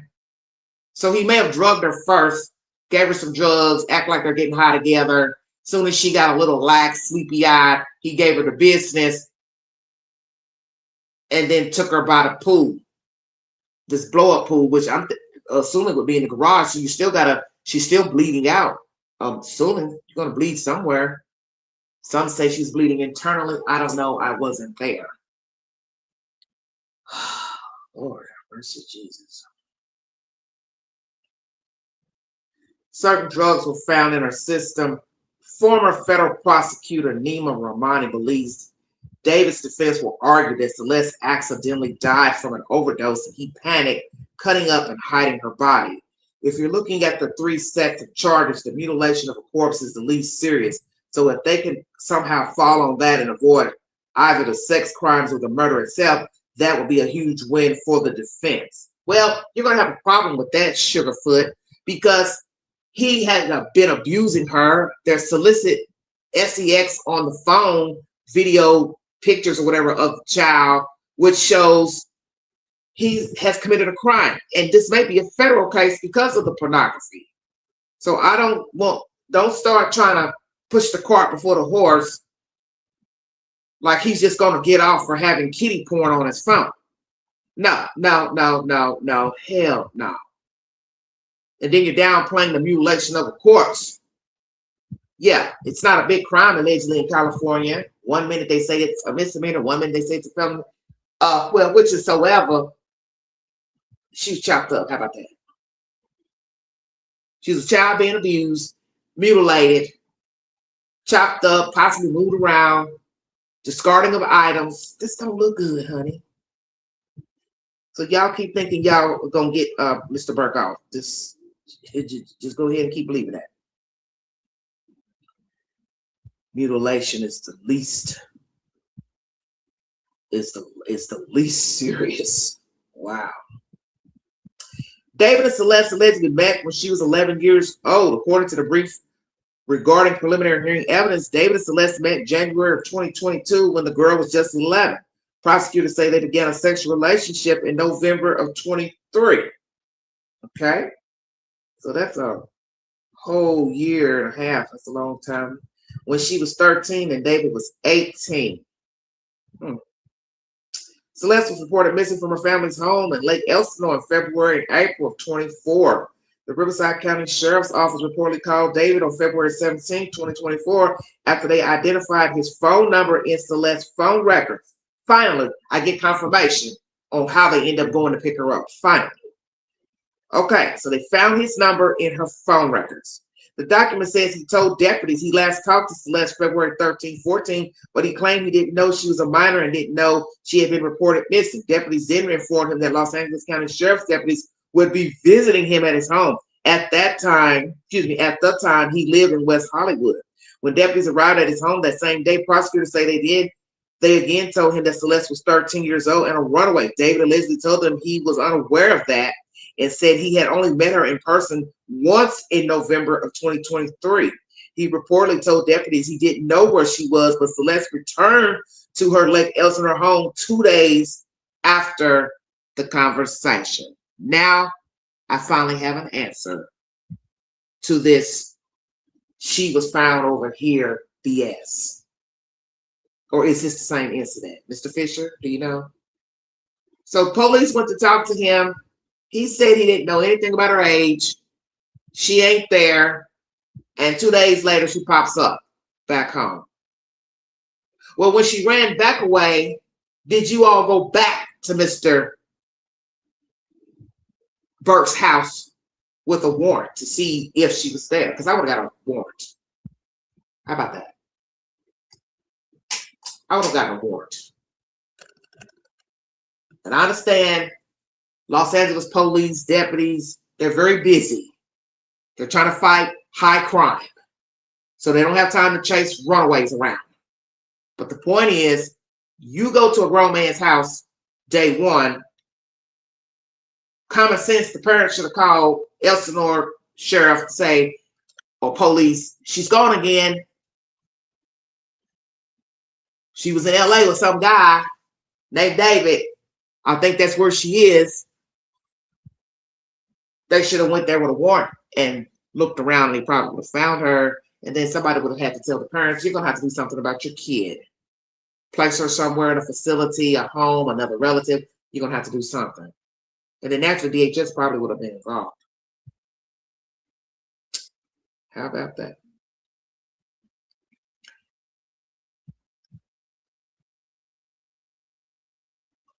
According to the court document, David continued to pursue Celeste despite being told by deputies that she was 13. When Celeste returned home, her parents took her phone away. Despite this, prosecutors alleged that David paid a junior high school student in Celeste's class $1,000 to give her a cell phone that he had purchased so he could keep talking, so they could keep talking. From there, the document alleges that the parents spent a significant amount of time together in 2024, including weekends at his home in the Hollywood Hills and traveling to Las Vegas, London, and even to Texas to meet David's family. Bingo card. So now we know, Mommy and Daddy Burke, you have met Celeste Rivas Hernandez, and you were fighting tooth and nail not to go to the grand jury. You all are pieces of you know what. Yes, I'm saying it on the slide. So now we know why a passport was found in her name, because she has been out of the country. Boy, the things you learn. See, God is watching this story. It was meant for that passport to be found. It was meant for information to be stored in your phone when you think you have reset it, erased things. The eye in the sky says You ain't erased nothing. I got you. $1,000 to another kid for a damn phone. Make it make sense. This is crazy. And the fact that we saw him in that picture one day, looked like he had money or something with one of the kids, if that's true, why are you letting somebody film you give money to a kid? This is bizarre to me. Where else has he taken the child? Because he also can now get accused of trafficking. It's R. Kelly time. Shut your mouth. Ding, ding, ding. I was wondering if this was going to come up in the charging documents. You are taking a child around different locations for sexual purposes. Hot damn. So, David, you are looking at possibly federal charges for kitty P on your phone and also sex trafficking of a minor. Hot damn, damn, damn. Woo, the plot thickens. Because we're not talking about interstate travel and overseas. And we're not going to assume that you were just eating popcorn and drinking Arizona tea after the concerts and these visits. Exactly, Little Red. He'll never get out. Because now her own words is going to solidify the allegation. All we do is have sex. So that proves you're taking her from place to place, out of the state, out of the country, and all you're doing is screwing the kid, abusing her. Excuse my language. That's her own words. That's not somebody assuming it. That's what she's saying. I want more from you. Wow. Talking to him like she's a grown woman. Think about that. Think about those words coming from a child. I want more, need more than just sitting in the house, drinking, getting high, having sex. Ding, ding, ding. But he knew he couldn't take her out because it only been a matter of time the wrong person would have seen her out and said, that's a child with him. That ain't no 18, 19-year-old. That's a child he's toting around. Let's continue this. Once again, they're spending a lot of time at the home in Hollywood Hills in 2024. He's taking her to Las Vegas, London, Texas to meet his parents. Dirty Burks. Shame on you. Their texts reportedly contained references to sex, pregnancy, and an abortion. Prosecutors also reportedly discovered explicit photos documenting and corroborating their sexual relationship. Naughty, naughty boy. Having KP on your phone. You are nasty. Prosecutors say a March 2025 text from Celeste to David says, all we do is have sex, just hang out, man. I want more than that for myself, quote unquote. David and Celeste reportedly broke up in November of 2024, but continue to communicate, and prosecutors say their text suggests they also continue to have a sexual relationship. David allegedly invited Celeste to his house after they got in a fight, and that's when the teen was unalived. According to the court document, D4VD and Celeste had a lengthy argument the night of April 22nd, which was detailed in text messages. The teen was allegedly jealous of his other relationships. This is what I told you all. This was possibly love triangle business. Maybe not blackmail. The teen was allegedly jealous of his other relationships and got upset, threatening to disclose information about their relationship to end his career and destroy his life. Okay, I stand corrected. Oh, I'm going to tell. You got all these people hanging around. I told you, this didn't make any sense with this Asian girl and Celeste both in the room hanging with him. This is stupid to me. How is this going to work? Ex-girlfriend, but you're still sleeping with Celeste. So if you're still sleeping with Celeste, he probably was still sleeping with Asian. Come on now, let's keep it real. David's album was due to be released April 25th, and he reportedly had multiple product endorsements that were highly profitable. He was also about to embark on a tour. Prosecutors allege D4VD sent an Uber to pick Celeste up at her Lake Elsinore home and bring her to his house in the Hollywood Hills around 8:40 p.m., April 23rd. So I asked you all this in a live the other day. What was the conversation like when he picked her up? Or did somebody bring her there or she caught a ride? We now know she took an Uber to his home. He paid for her. They were reportedly texting before and during the Uber ride. Celeste reportedly arrived 10:10. Okay. David reportedly texted her and asked where she was at 10:30 p.m., but prosecutors believe she was already DEAD by this time. Damn, he just got in the house. This is crazy. She's already there. She's already there at 10:10, and she's dead within 20 minutes. Hot damn. And the texts were part of a premeditated plan to cover up her murder. The court document claims DVD stabbed Celeste multiple times, watched her bleed to death, and also said he did not call 911 or take her to the hospital. Reportedly left his home around 11:30 p.m. as he continued to text and call Celeste's phone. The prosecutors say he calculated and planned to set up his defense within a very short timeline after the victim's vicious murder. He then allegedly drove north to 101 freeway to an area near Lake Cachuma in Santa Barbara County, where returning home in the morning of April 24th and going to a radio interview to promote his new album. So now you're saying he went to this Lake Cachuma. Well, had he already rented the truck on this visit? I'm curious. Or was he in the Tesla? The document claims D4VD sent 2 more texts to the teen's phone that day, but never attempted to contact her again after April 26th. He allegedly returned to the same area in Santa Barbara County on May 8th and again on May 31st. So what was he doing out in Santa Barbara on these different events? Throwing away things that belong to her, such as her phone, purse. Can they connect her phone with him after April 23rd?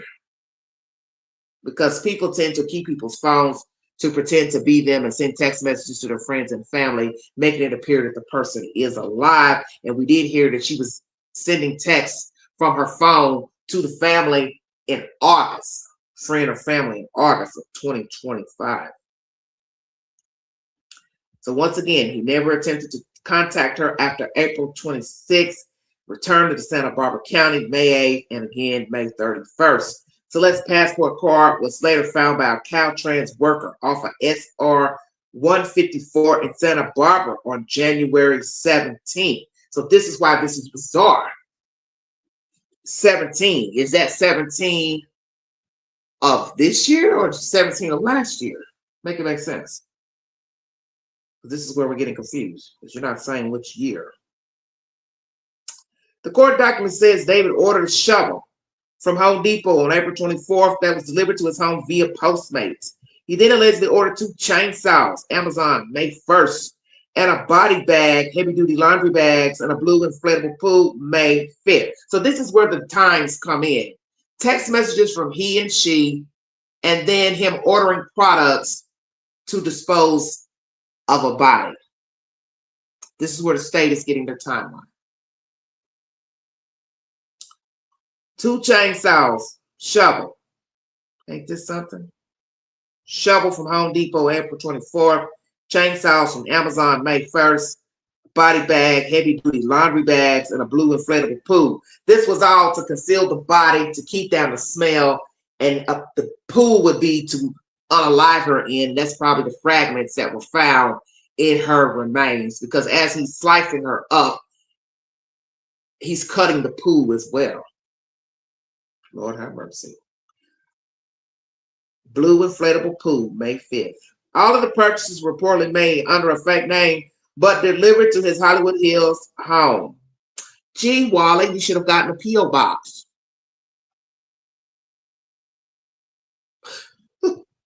Stupid.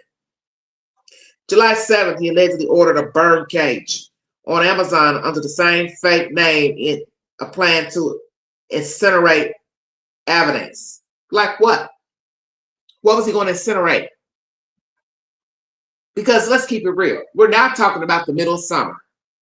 So that means her body is still hanging around somewhere. I'm not going to sit here and believe you're going to buy this expensive ass burn cage to burn up a purse, clothes, shoes. You can take all that shit and donate it to the Goodwill. That body has still been hanging around. That's obvious. Now that we know the burn cage was purchased July 7th. So this goes to show you he didn't know what to do with Celeste Rivas Hernandez remains.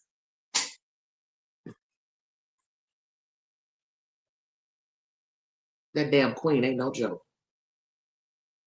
I told you I smelled bullshit about the time of death and her being in that Tesla. She's been hanging around somewhere for months.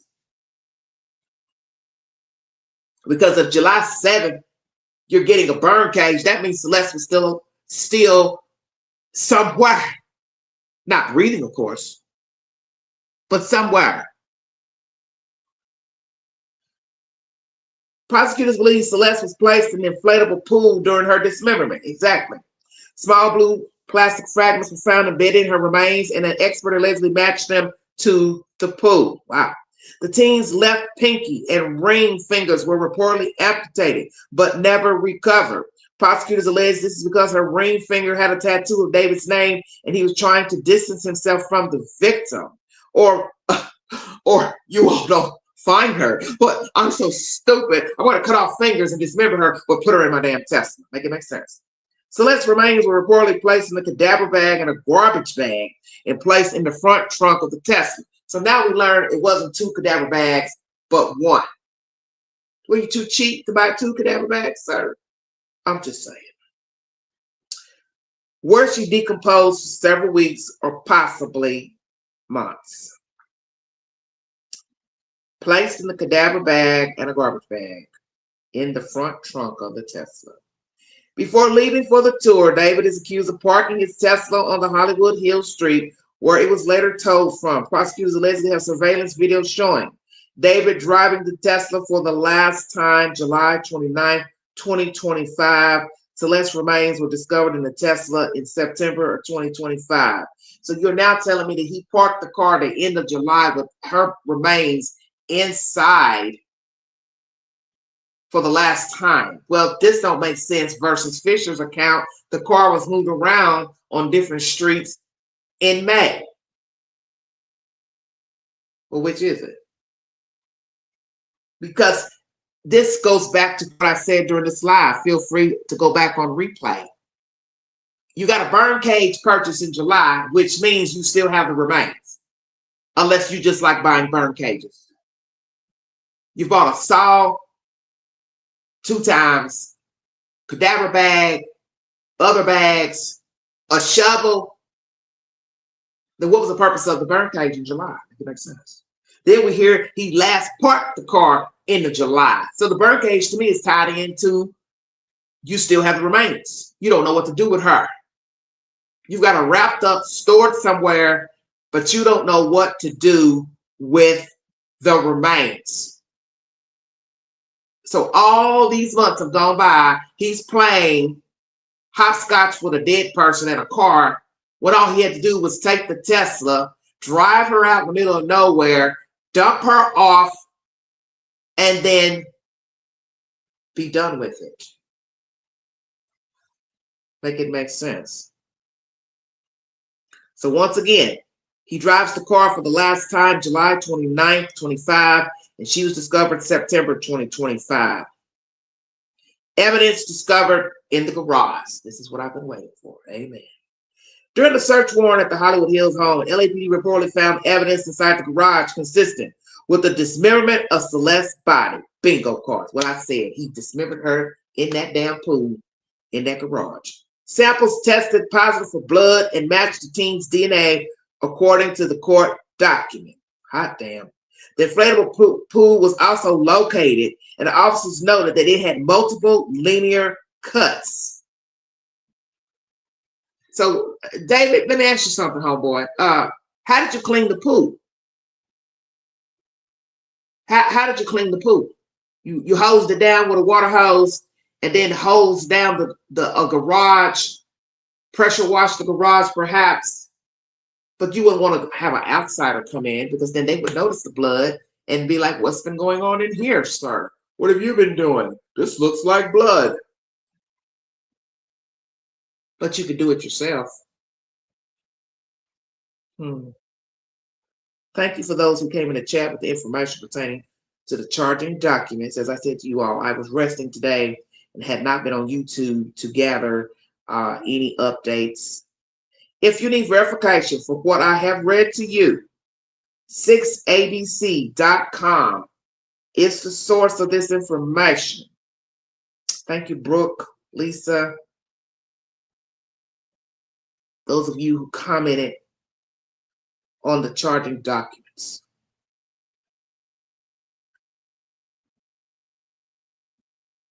Well. Whew, Lord have mercy.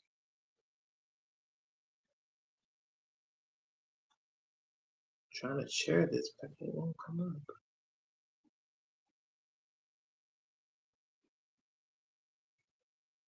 Disturbing new details paint a gruesome picture of the case prosecutors are building against David in the murder of Celeste Rivas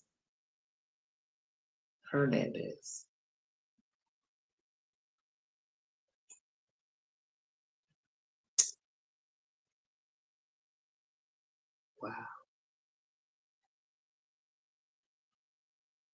Wow. I mean, what do you say after reading all of that information?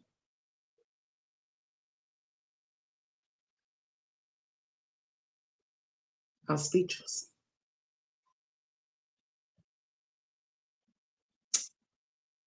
Yes, Sophie too. Thank you, Sophie. All of you all came in to chat about the documents. I'm 2 hours and 6 minutes. Little red. Sorry. Because I didn't scroll back up to go check everybody's name. I apologize, sweetheart. Thank you all. Thank you, ladies, for coming. I'm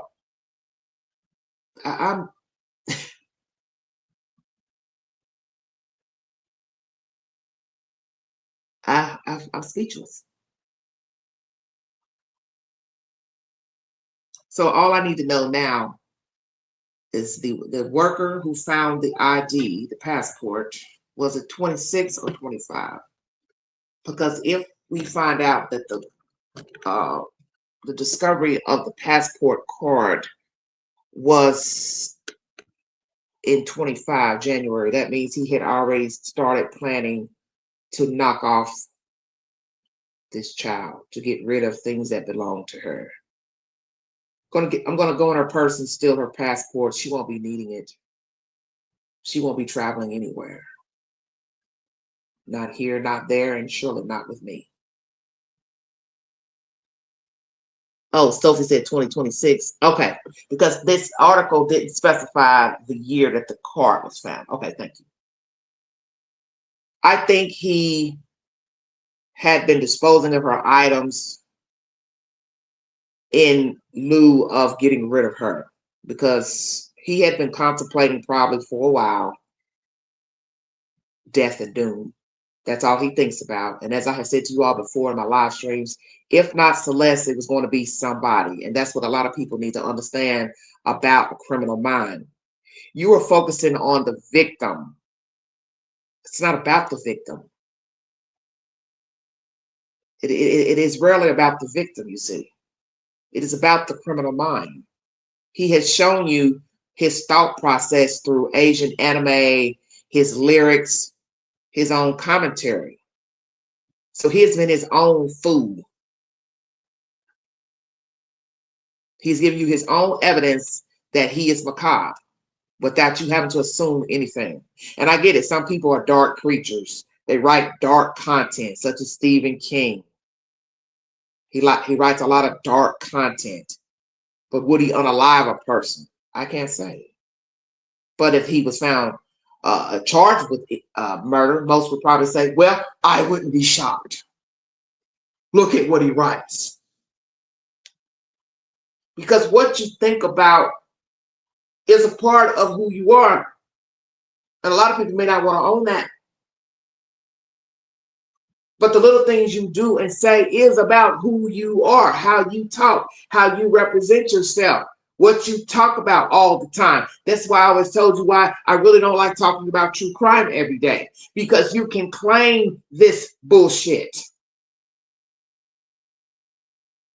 You can claim this macabre by talking about it, because it is a part of you every day. You go live and you talk about it, and you get on Reddit and TikTok and you talk and you talk and you talk. And next thing you know, you're walking outside minding your business, and now you have become a true crime story. Somebody's decided to rob you, beat you in the head, cut your throat. And the first thing they'll say is, oh, did you know she was a YouTuber? She talked about death all the time. See, a lot of you don't think about stuff like that. I do. Because one, I'm a Christian, I believe in the Bible, and I believe in what the Bible says about your elements, the spirits you let in your company. And so some of you are thinking about walking spirits. Oh, I'm not talking about those. I'm not talking about the two-legged creature. I'm talking about going live every day talking about dead people, sitting up late night watching the ID channel, Oxygen Network, Forensic Files, talking about dead people all day long. You should know that's not good. And I find myself doing it when I'm out in public. Did you hear about Nancy Guthrie? Did you hear about Nancy Guthrie? When I told myself, Queen, you got to stop doing that. You got to stop going to bed listening to this trash. You got to stop looking for an update.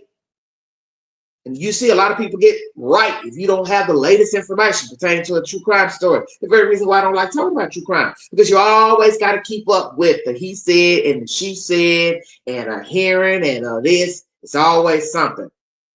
I'm being very transparent in this commentary, trying to show you something. This shit is deeper than Celeste and David. It is about the universe and 6 degrees of separation. I believe in the 6 degrees of separation. Hell, it might be 2 degrees. Number one, you don't know people. Number one, you can summon your own omen to your door by what you're watching, by the company you keep, the places you're hanging around. You see, trouble can find you anywhere, and you also can go find it your damn self. Then this child was out here in the world already. Stay woke now. 6 degrees of separation brought 2 people together, a child and a grown man. And he dilly-dallied around with her long enough to where he ended up making his move, and one thing begat another. And now we're talking about her in YouTube land. And it's not supposed to be. There's no way we should be talking about a child having sexual relations with a grown-up, being cut up, stored, played around with a car. This don't even make no damn sense. And the fact that he's 21 years old, he's wasted and thrown away his whole life. Of course, that's his choice. I don't feel anything for him. But the point I'm trying to make is he's a young person who obviously didn't have a life himself. So really, he and Celeste are one and the same. Stay woke now. They are both one and the same. But one went far into the deep end of the ocean.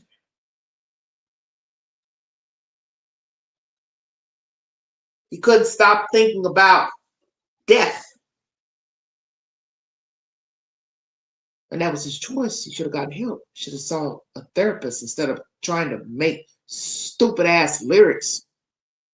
He should have tried writing happy poetry? What it would be like if I had this great childhood? How about that?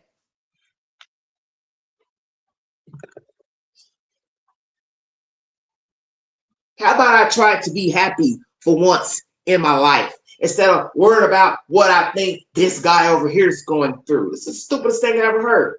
You're writing death and doom music because you think some guy out here is thinking like this. I want to be like other kids. I want to experience things too. Well, who the fuck told you this is the experience of young teenagers wanting to kill their girlfriends? That's your perception. Every kid is not running around here thinking about unaliving their damn girlfriend or boyfriend. You chose to think like that, David Burke. That's on you. You deliberately lured these children. You're sleeping around with all these girls. I won't doubt you have not been using any condoms. Let's talk about that. He's sleeping with all these girls. He ain't using one condom the first. And I won't doubt somebody in this group has come up short. Come on, preach, Queen. See, I'm woke. Somebody that came up short in this group. I'm going to say this to the district attorney. You want to really surprise America? Take a blood test from David Anthony Burke.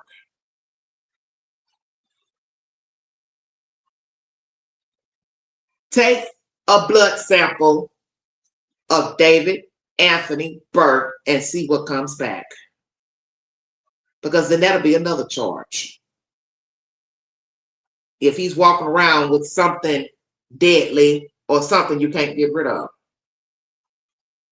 Because I bet everything somebody in that group has caught a venereal disease.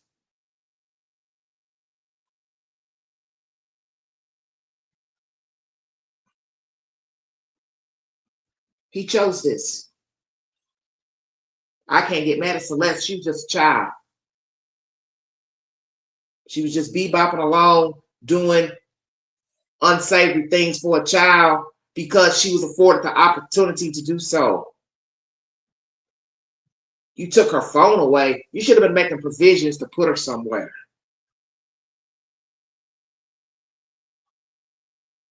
Because that's just common sense. You can't let a child run over you.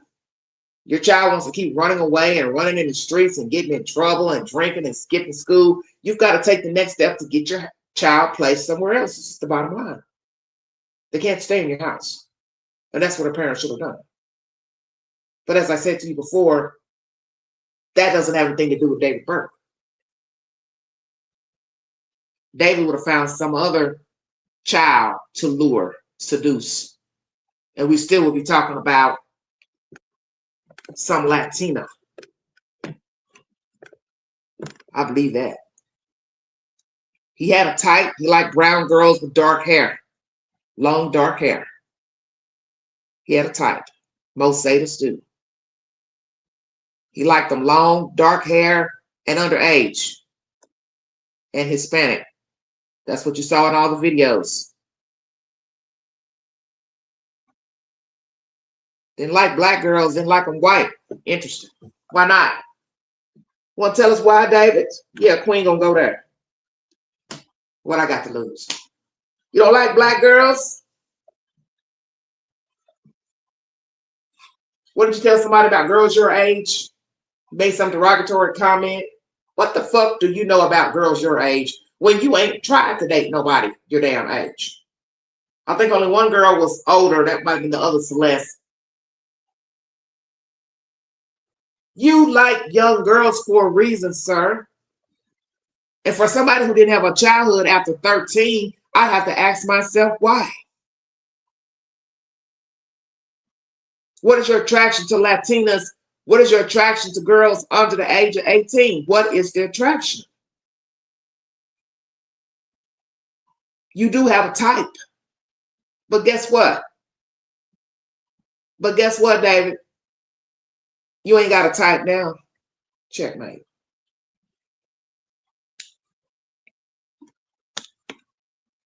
You are now locked up with a bunch of hard knees and hard elbows.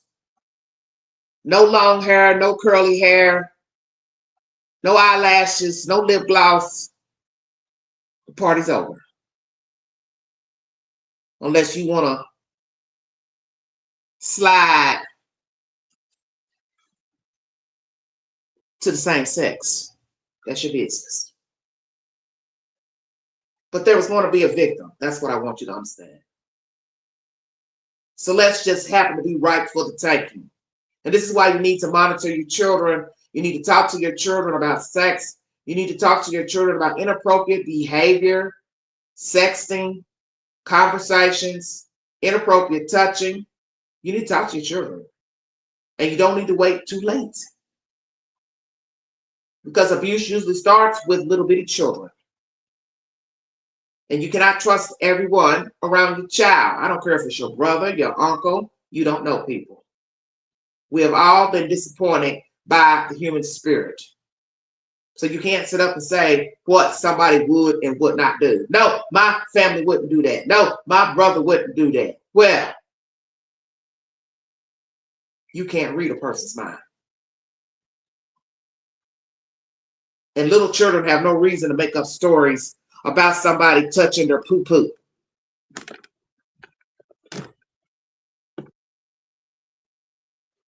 A child has no reason to be talking about somebody touching their private parts, and then they're acting it out, and now they're going out here touching other children's private parts. This is how it starts, you see. And then everybody's confused. I don't know where he learned that. I don't know where she learned that. Naturally, they're curious. Don't get me wrong. But you should realize when something is off with your kids, such as a grown man enters a room and your child runs to you, hides behind you, sits up close under you, don't want to be touched, picked up by that person, something has been going on. Better read the signs. You tell your child they're going over uncle's house, grandma's house, granddaddy's house, and they keep saying no, no, no. And now they're falling out crying. They don't want to go. You need to be asking your child why they don't want to go. The child starts acting aloof and strange after visits with certain people. That could be a man or a woman, because we have women offenders too. Talk to your children. Tell them they are in a safe space to tell mommy and daddy the truth. What's the matter? We don't need another Celeste Rivas story. I don't know if she was abused as a young child, but I know for her to be active sexually at 10, I won't doubt that somebody had been touching her. How do you wake up and start having sex at 10? Make it make sense, because I wasn't thinking about sex at 10. I was outside playing with big wheels and wagons and playing softball in the parking lot, riding bicycles at 10.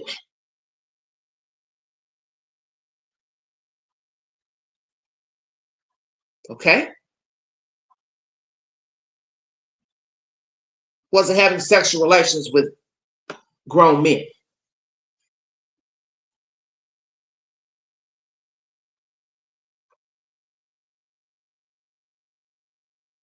But I know men will try children, girl children, boy children. And yes, children, you need to tell your parents if somebody has attempted to touch you or touch you. You need to tell it. And one reason why many girls are promiscuous at young ages, this has been proven, it is because they have been sexually abused. So they gravitate towards what they have become accustomed to. They are accustomed to sex, touching. This is why a lot of young girls run away. They're out there in the street having sex with boys because they have been touched. So I wonder if she has been SA'd before the age of 10. Okay. And I also think that David has possibly been SA'd as well. So this is why both families need to be investigated by the Department of Human Services in Texas and California. Because you're never going to stop this cycle until you dig deep into the belly of the beast. David is one in how many that have these wicked ways and thoughts? There's another David right now working the universe. So for every one you lock up, there's already 50, 60 working. You only putting one rabid dog down versus how many working sadists out here. And he's had a young start, 20 something, 18 years old. Because guess what? Guess what? David was doing this SHIT probably before 18, 17. See, somebody ain't listening.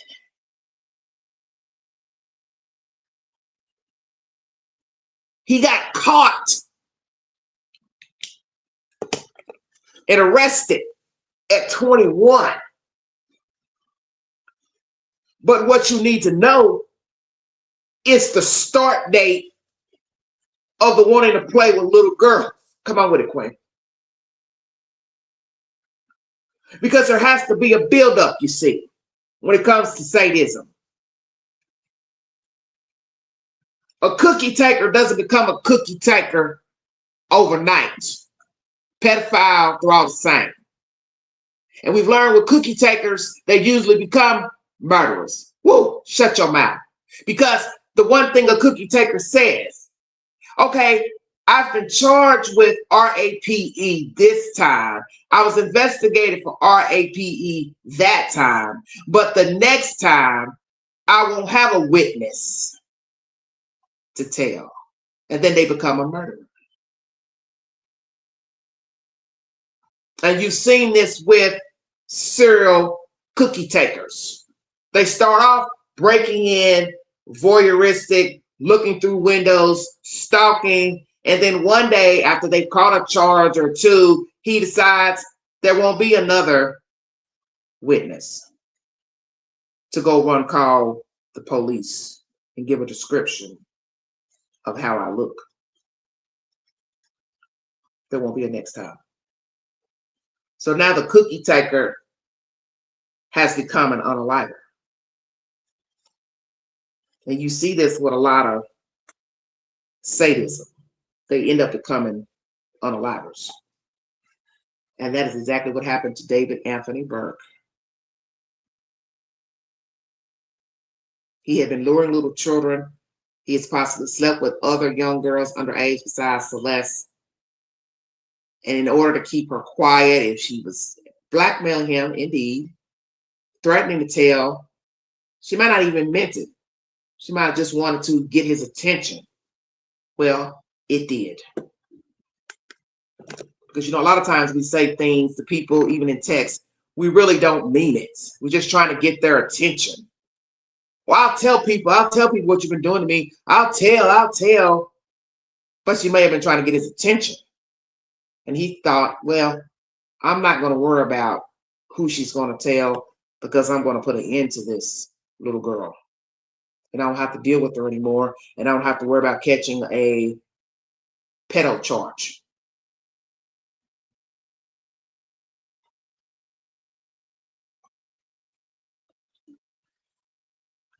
What I read to you during this live is very disturbing, but it's not all shocking when you think about all the things you've heard from sadism with children, such as the Soto case in Florida, this other case of the little white girl down in Florida being abused by the stepdaddy.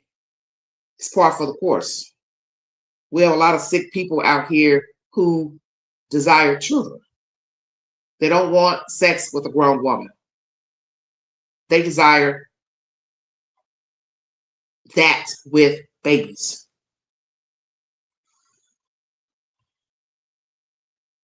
This is a sad, sad story. And sadly, there'll be another Celeste Rivas Hernandez.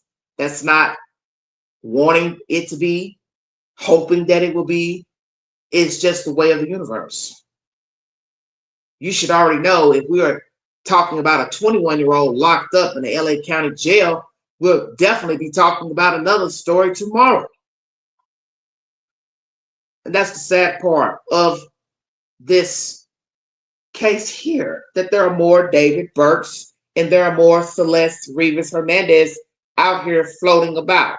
And sadly, people who go down the road, such as Celeste, they end up in terrible places, if not death. They end up prostituting, human trafficking,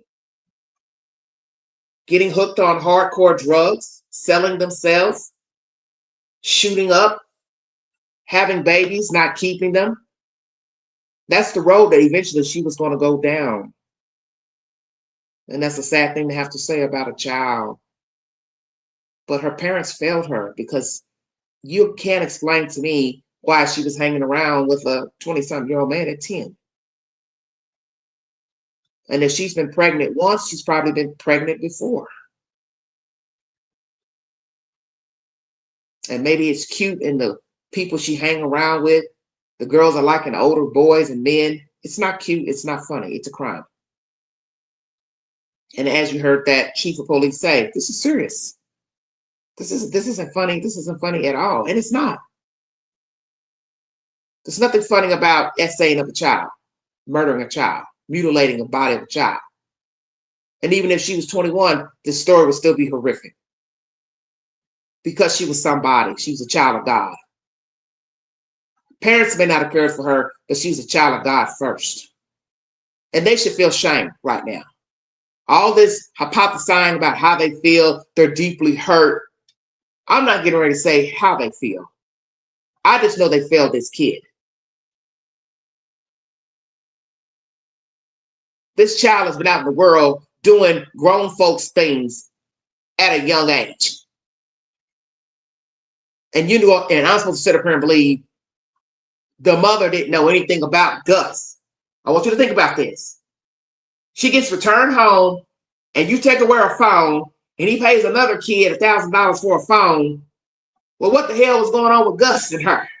Where were you when she was screwing around with Gus? I'll wait. Did you take away a phone when she was messing with Gus?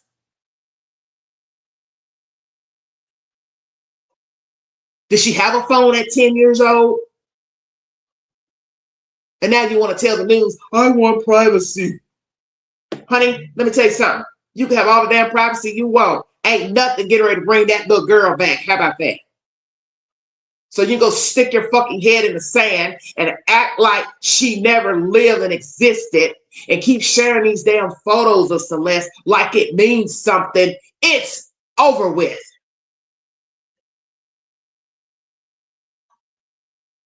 She's not coming back. You want us to feel worse than we already feel? You showing us pictures of her at 5 or 6 in her cute little red dress? I'm looking at you people like you're fucking crazy. What are you sharing those pictures for? Look at our little baby. She was so cute. She loved family night, movie night, as Strategic Eyes said during his live stream. When was the last time y'all watched a movie together? You damn Skippy. Don't try to rub it on thick now, baby. Celeste is gone. And ain't nobody getting ready to play on my damn sympathy. Nobody. Because I live in the real world where people allow people to touch their kids and do unsavory things and turn a blind eye. I know personally.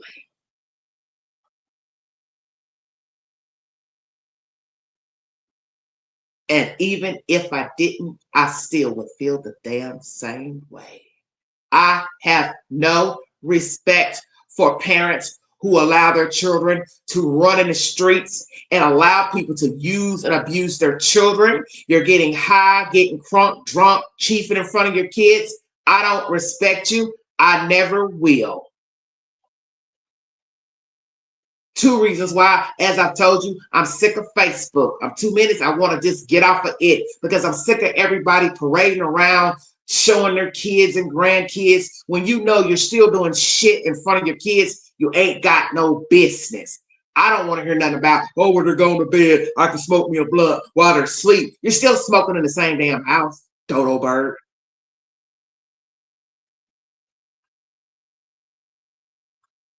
I'm tired. I'm fed up and I'm tired of these stories. because this is sickening to me. I'm sick of going through the YouTube queue, looking at all these pretty kids, gorgeous little faces that are no longer here because somebody refused to pay attention to the signs that something is not right with their kid.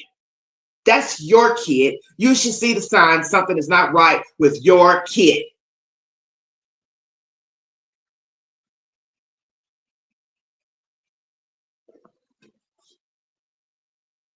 Even a dog knows something ain't right with a human.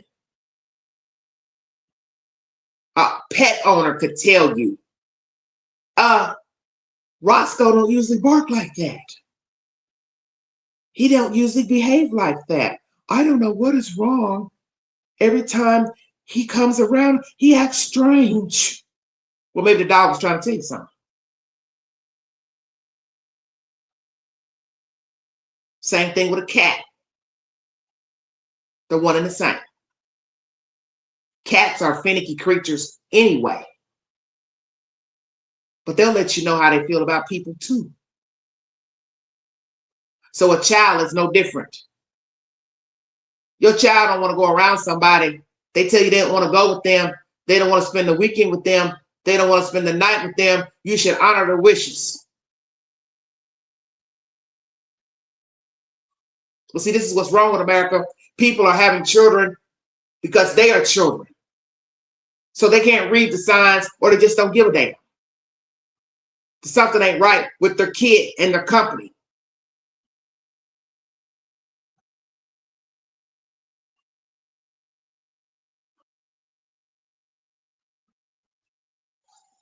You know, it'll be a shame one day we look up, our government decides to tell you when you can have children. Maybe like China.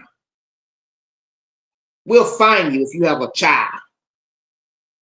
You don't have your life together. You don't have a lucrative job. I'm just saying. You cannot have a child. Because some of you don't need to be out here rearing children. I'm going to keep it real.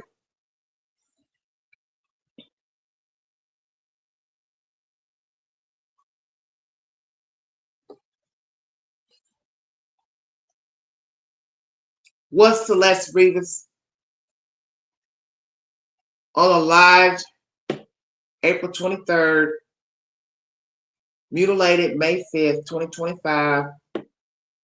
Was she stored inside of David's home, garage, from spring up until September? Or was she put also in that Tesla in July? Because we get information that was the last time he drove the car, parked it July 29th, and never drove the car again. Was Celeste Rivas inside of that car July 29th, 2025? All of this information I read to you is very disturbing. Because he could have taken this child and dumped her somewhere out here and kept it moving.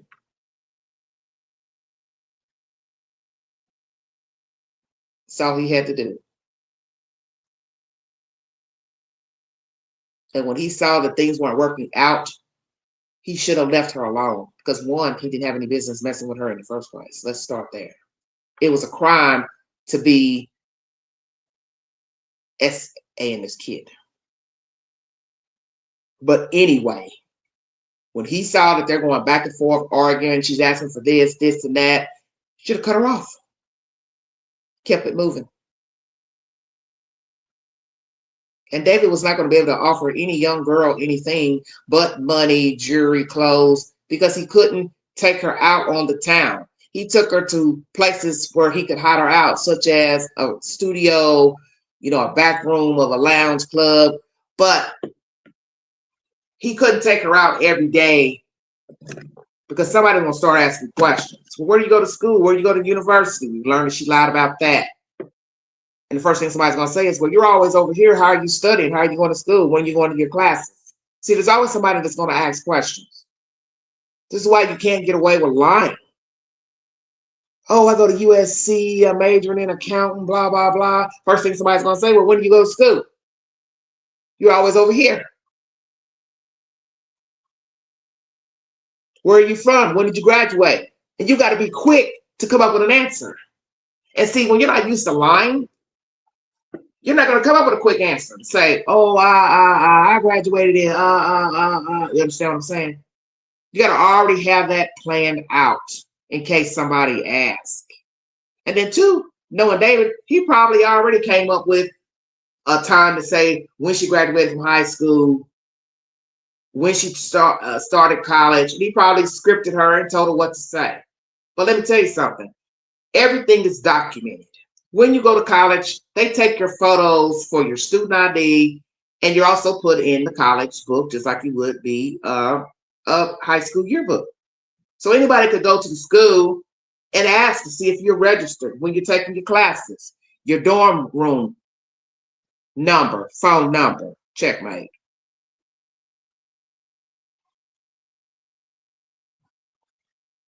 Of course he knew he was doing wrong.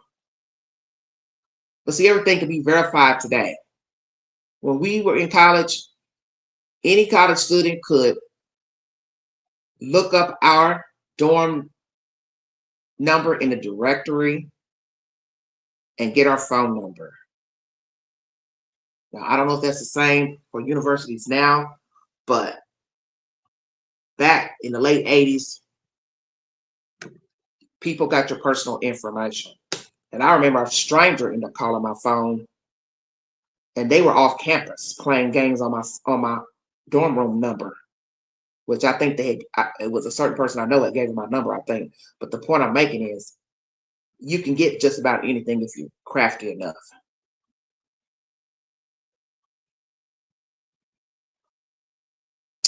Well, Lisa, he knows that he'd have to school her to tell some type of lie because somebody's going to ask questions. How did you meet David? Blah, blah, blah. She'd have to have an answer. She'd have to have some kind of answers. So that was a rumor we heard months ago, that she was a college student. She told people she was a college student. But the point is, it can be verified if you're actually enrolled in the college. So anybody can go make a quick check and realize she wasn't enrolled anywhere. They could have went through her purse when she wasn't looking. Go in the bathroom. Hey, let's see where she really lives and where she's from. And now back to the passport. I'm still on this live. I need to get off. How old is she on the passport? I'm curious now. Help me understand. David, did you use her real name and birthday and all that? Social security number for the passport?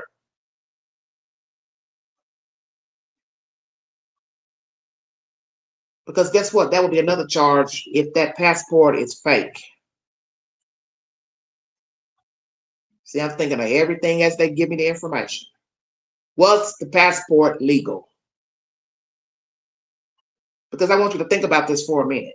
Let's say the passport has her actual name, birthday. Wouldn't somebody be questioning that? Why is this 13-year-old traveling with an 18-year-old?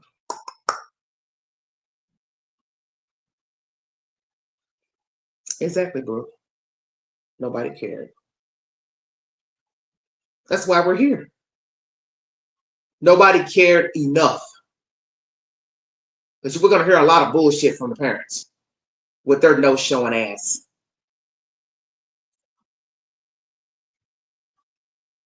Oh, they're devastated.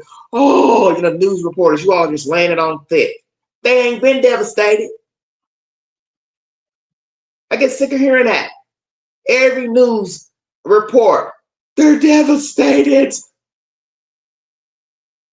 Oh my gosh, the grief.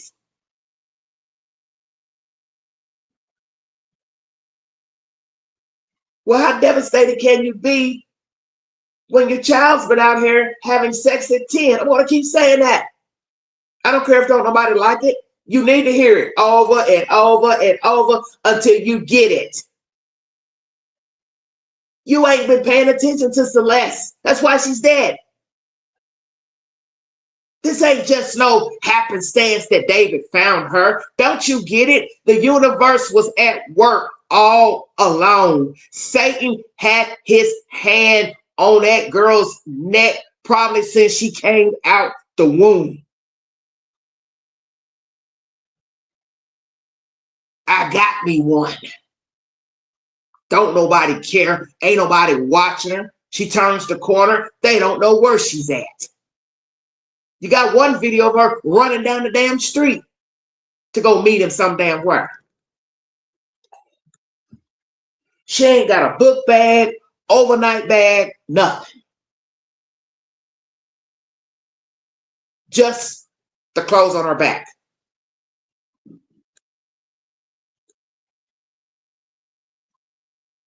Congratulations.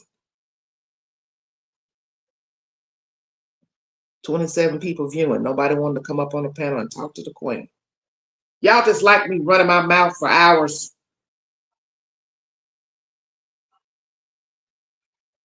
Nobody had nothing to say during this live stream to come up on the panel and chop it up. That's the purpose of me doing the StreamYard. When you see my face in that circle, that is because, one, I didn't want to show myself, and also gives you a chance to come up here and you can join the panel. When I go live without that circle, you can't come up on the panel because that's going live from YouTube. So when you see that little duck up there in the corner, StreamYard, that's your invitation to hit the link and come up and give your opinion pertaining to the matter at hand.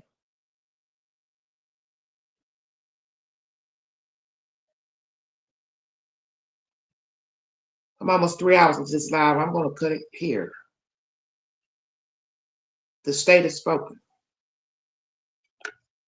This child has spoken through text messages with David Anthony Burke, how she felt about their relationship.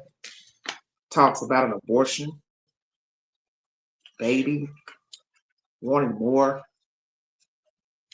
We learned how this girl viciously left here dismembered in a blow-up pool in a garage. How he used fake name to order products. Let me ask you this, David. What were you going to do with the shovel? What were you going to do? Bury her in the back of somebody else's property? You were just buying things because you didn't know what to do with Celeste. Because you didn't have no business messing with her. Shovels, saws, bags, blow-up pool. You were just all over the place. Then you wait months later to buy a damn burn cage. So that tells us that her body was still hanging around. I want you all to think about that. The body was still in his possession. You're welcome, Lorette. Because what's the purpose of a burn cage? You know you couldn't use that burn cage because the smell would be horrible and somebody would be calling the police, fire department. Somebody's burning something in the neighborhood. It smells horrible. Get over here. You were desperate, weren't you, David? You were desperate to hide up the crime of SA and murder. As I had told you all months ago, I don't want to hear anything about an overdose. Nobody told you that she was using drugs then. Okay, they've done an autopsy. Now you hear about drugs. So what? Big deal. What is she doing dismembered and DEAD? That's what I'm talking about.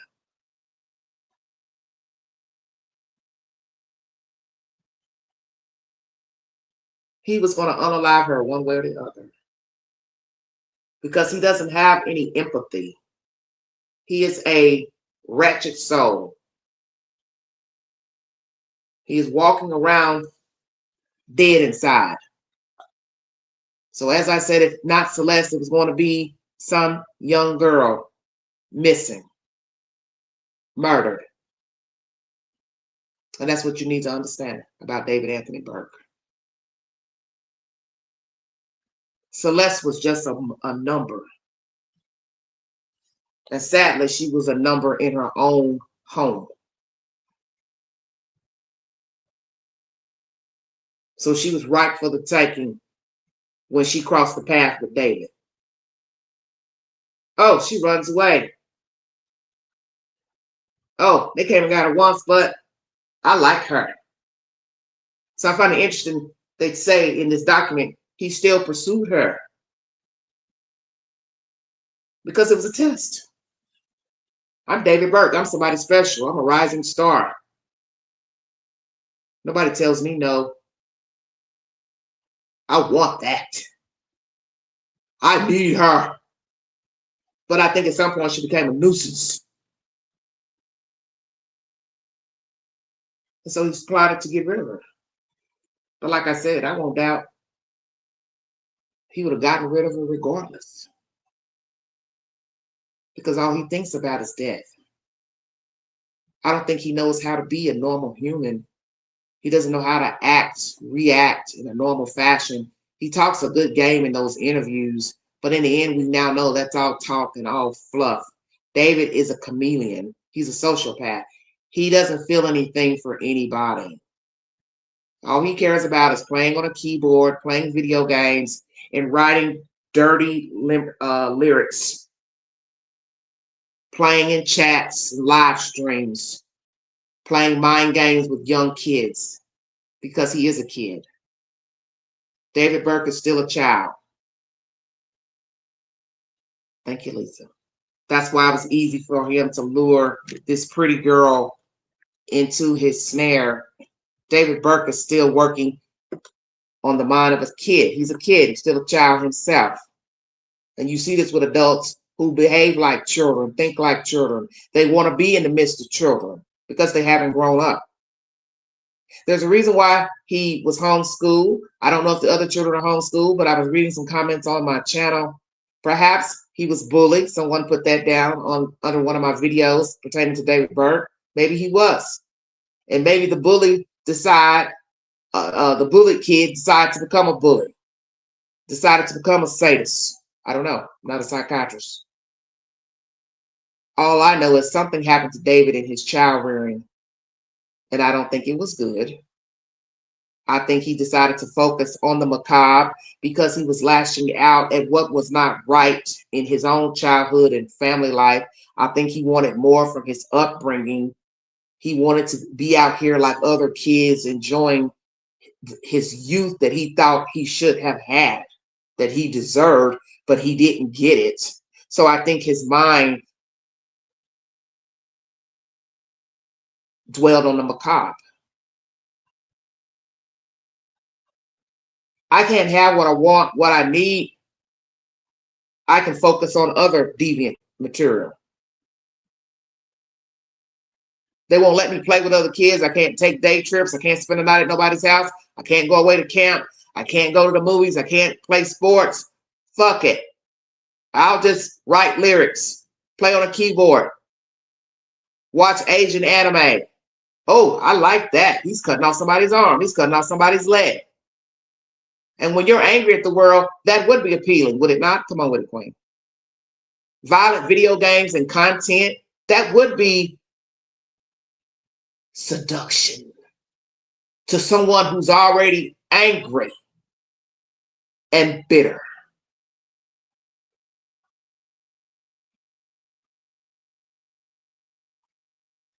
So we could say the universe lured him in as well.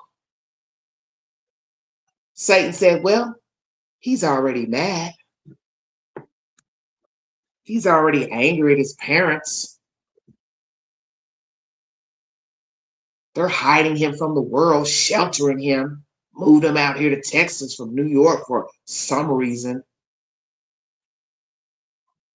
And this is what I've said to you all about an idle mind. It's in the scripture. You will start to think and do things that's not normal when you are not productive. This is why a lot of young people end up breaking the law.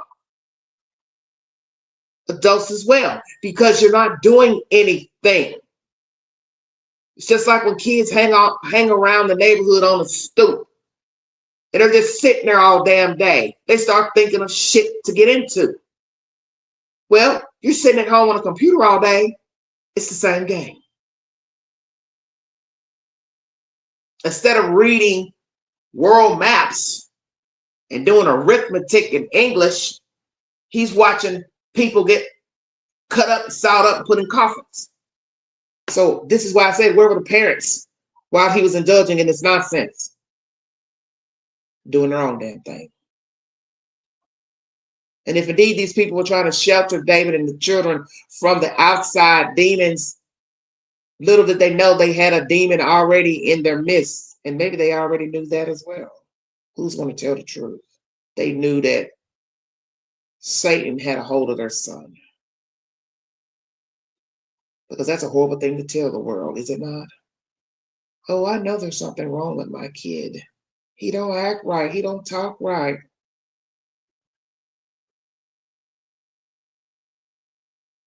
He talks about things that's unsavory, as he said about his music.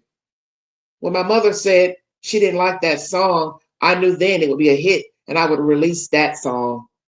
I knew it'd be a good song because Mama didn't like it. Well, you're talking about unaliving and hurting and revenge, and what decent person is rooting for that in a love song?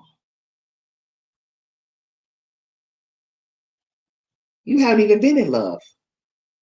Help me understand. Oh, that's right. You're writing about what you think other young boys are going through. They're hurt. They're betrayed.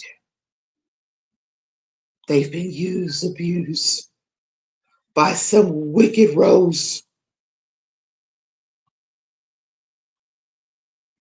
That lets us know right there, your perception on reality is tainted. That you dwell on the negative instead of the positive. Yes, rebellion. And look where it got him. In a LA County jail at the age of 21, accused of unaliving a child, sexual abuse with a child, and mutilation of her corpse. And he may even face federal charges because of the kitty pee that's on his devices. I believe there will be more charges against David Burke in the upcoming weeks. And I see this case going along just finely, just fine. Because there's no telling what else is going to jump out of a bag by the time he goes to trial. And they'll probably have witnesses giving information at the preliminary hearing next month. And that's where he's going to realize he ain't got no friends. That all that kiki-king and drinking and popping pills was all an act and a waste of time. That when the water gets hot, you are in there by your damn self. And even if these people know what happened to this kid, they ain't gonna tell it.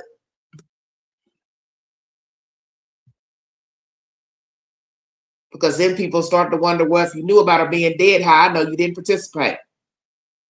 And they don't want to go to prison. And that'll be a shame too. Some of these little dirty rats get a pass. And they were down for the take. But the fact that he ordered these products, stored her, I think in the home, garage, possibly the Tesla, he may have done all this on his own with no help, asked not to have to worry about anyone turning on him later. But I won't doubt that somebody may have asked him, hey, where's that girl Celeste? What happened to her? And he probably gave a lame excuse. Oh, we broke up. She likes another guy. She's dating somebody else. I couldn't trust her, blah, blah, blah. And he just skirted this conversation off. But what's going to be damning if we hear there was a smell in the house and in the car. And he had an excuse why he couldn't drive his car. Because I know somebody's asking that. Hey, let's take the Tesla. Nah, engine's got a bad rattle. Got a bad smell in there. Stay woke, everybody.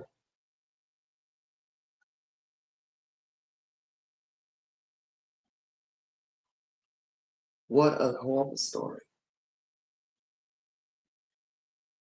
A sad case of a child neglected, not being properly taken care of, going around being abused by different men to only end up mutilated, dismembered,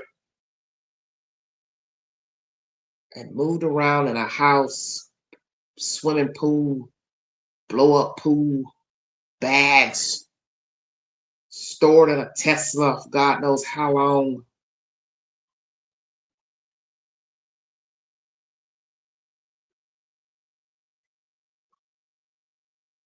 Her final resting place. A polyurethane bag and another plastic bag inside of a Tesla trunk at the age of 14. You can't tell me this isn't a horrible way to leave the earth.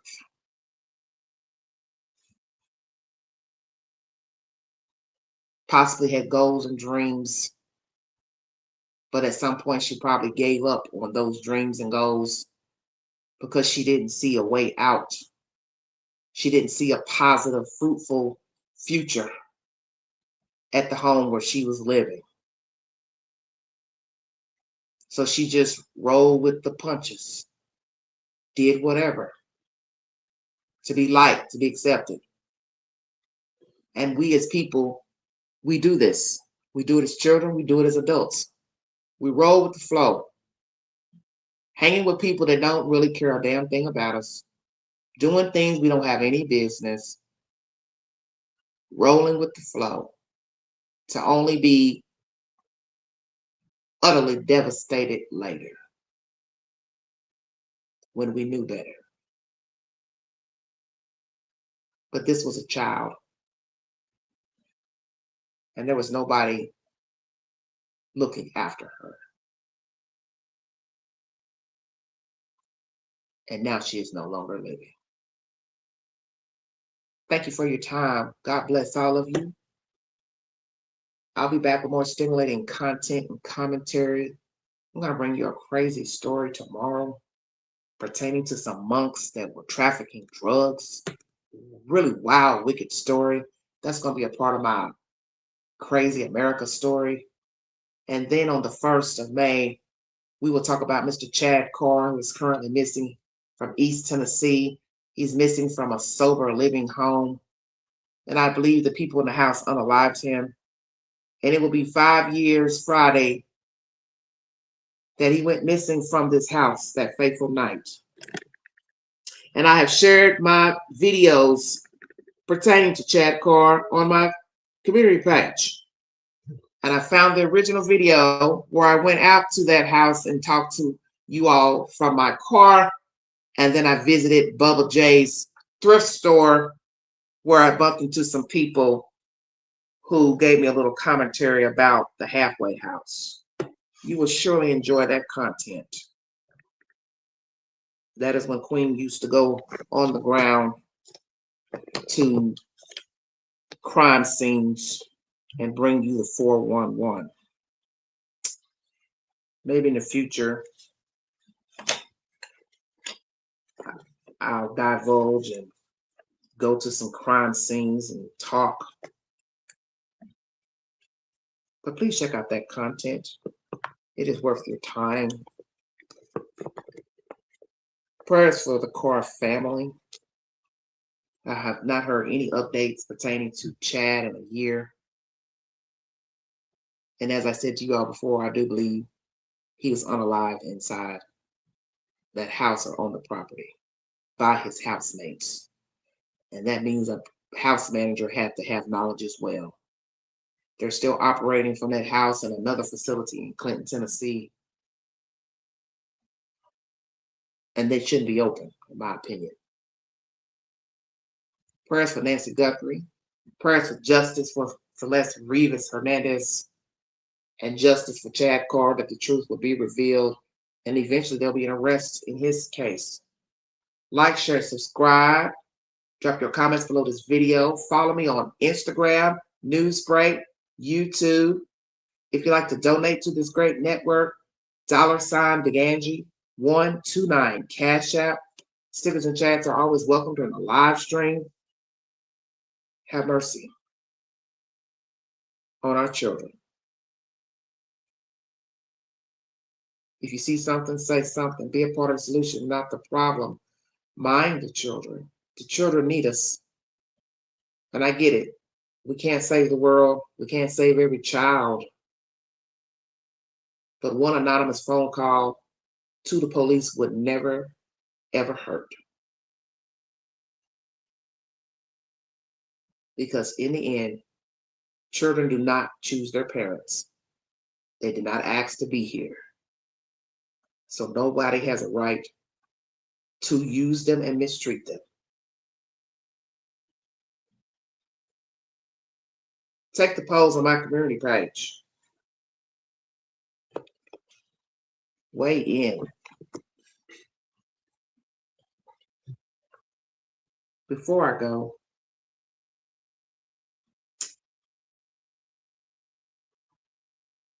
thank you, sweetheart. I asked you all some questions.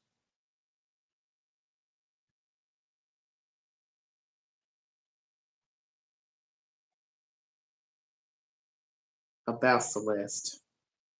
And I want to give you your responses. Should have read this earlier.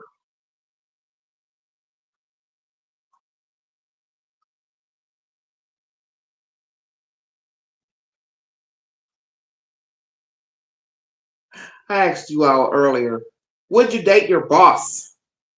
12% yes, 79% no, 9% not sure.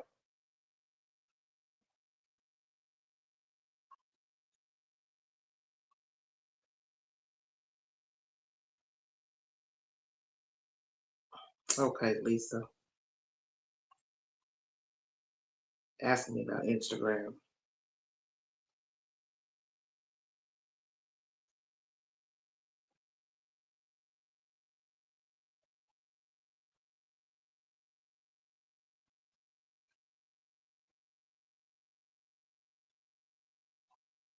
You all are so funny.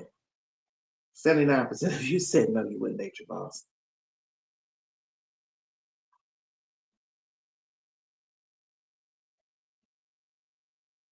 Well, Celeste Rivas inside David's car for 4 months from where it was towed. So was she in that car for 4 months in that parking space? 50% yes, 36% no, 14% of you are not sure. Once again, my movie of the week is A Secret Life, free on YouTube. Should parents be charged with child neglect of daughter Celeste Rivas Hernandez? 68% yes, 10% no, 13% not sure. More severe charges such as manslaughter, 10%. Sue Marie says, they knew she was with this fool in concert, all of them. Maybe I got news wrong. Think $. Let them to let her do her thing and she goes missing a year. Come on, no care. Terrible parents. Basically their fault too at 13. Stupid. Oh my goodness. As for the Paige Schreiber case, is Paige Schreiber not accepting responsibility in her past relationship with Sharon Moore? 75% of you said yes, 25% of you said no.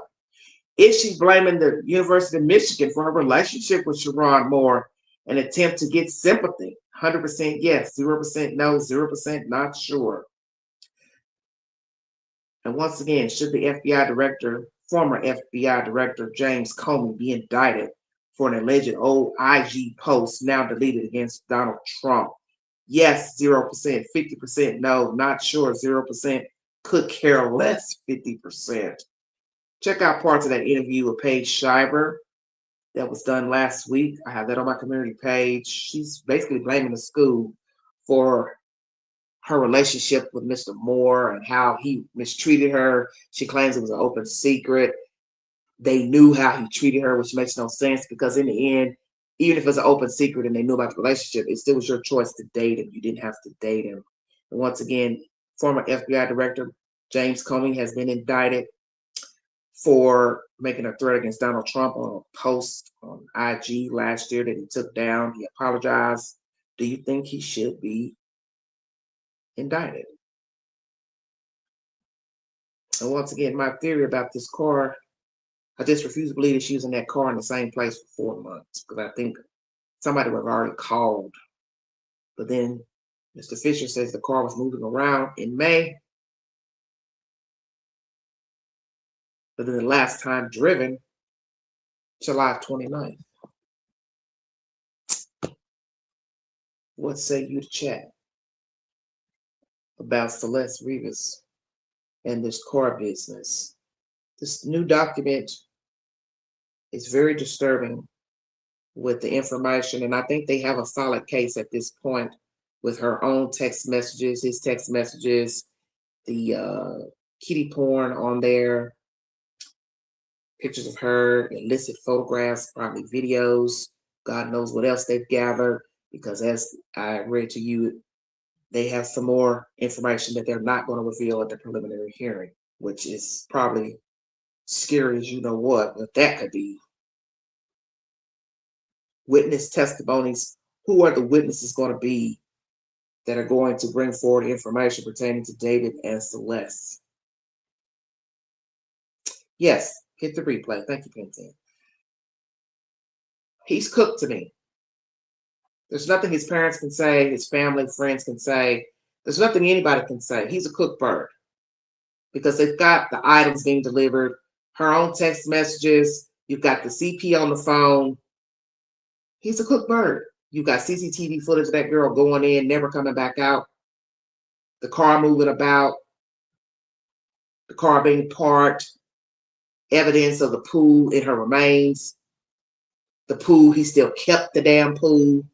He's a fool. This guy is a fool. He keeps the pool that he cut her up in, and then he keeps her in the Tesla. So let me ask this. Did he keep her fingers as mementos? Where are her fingers and her eyeball? Is the eyeball, was it removed by him or removed by insects? Did he keep her fingers as trophies? Where are her fingers? Lord have mercy, Jesus. I pray that no other child ends up like this kid here. No other child. Thank you for your time. You have been listening to The Vote Itself. Thank you.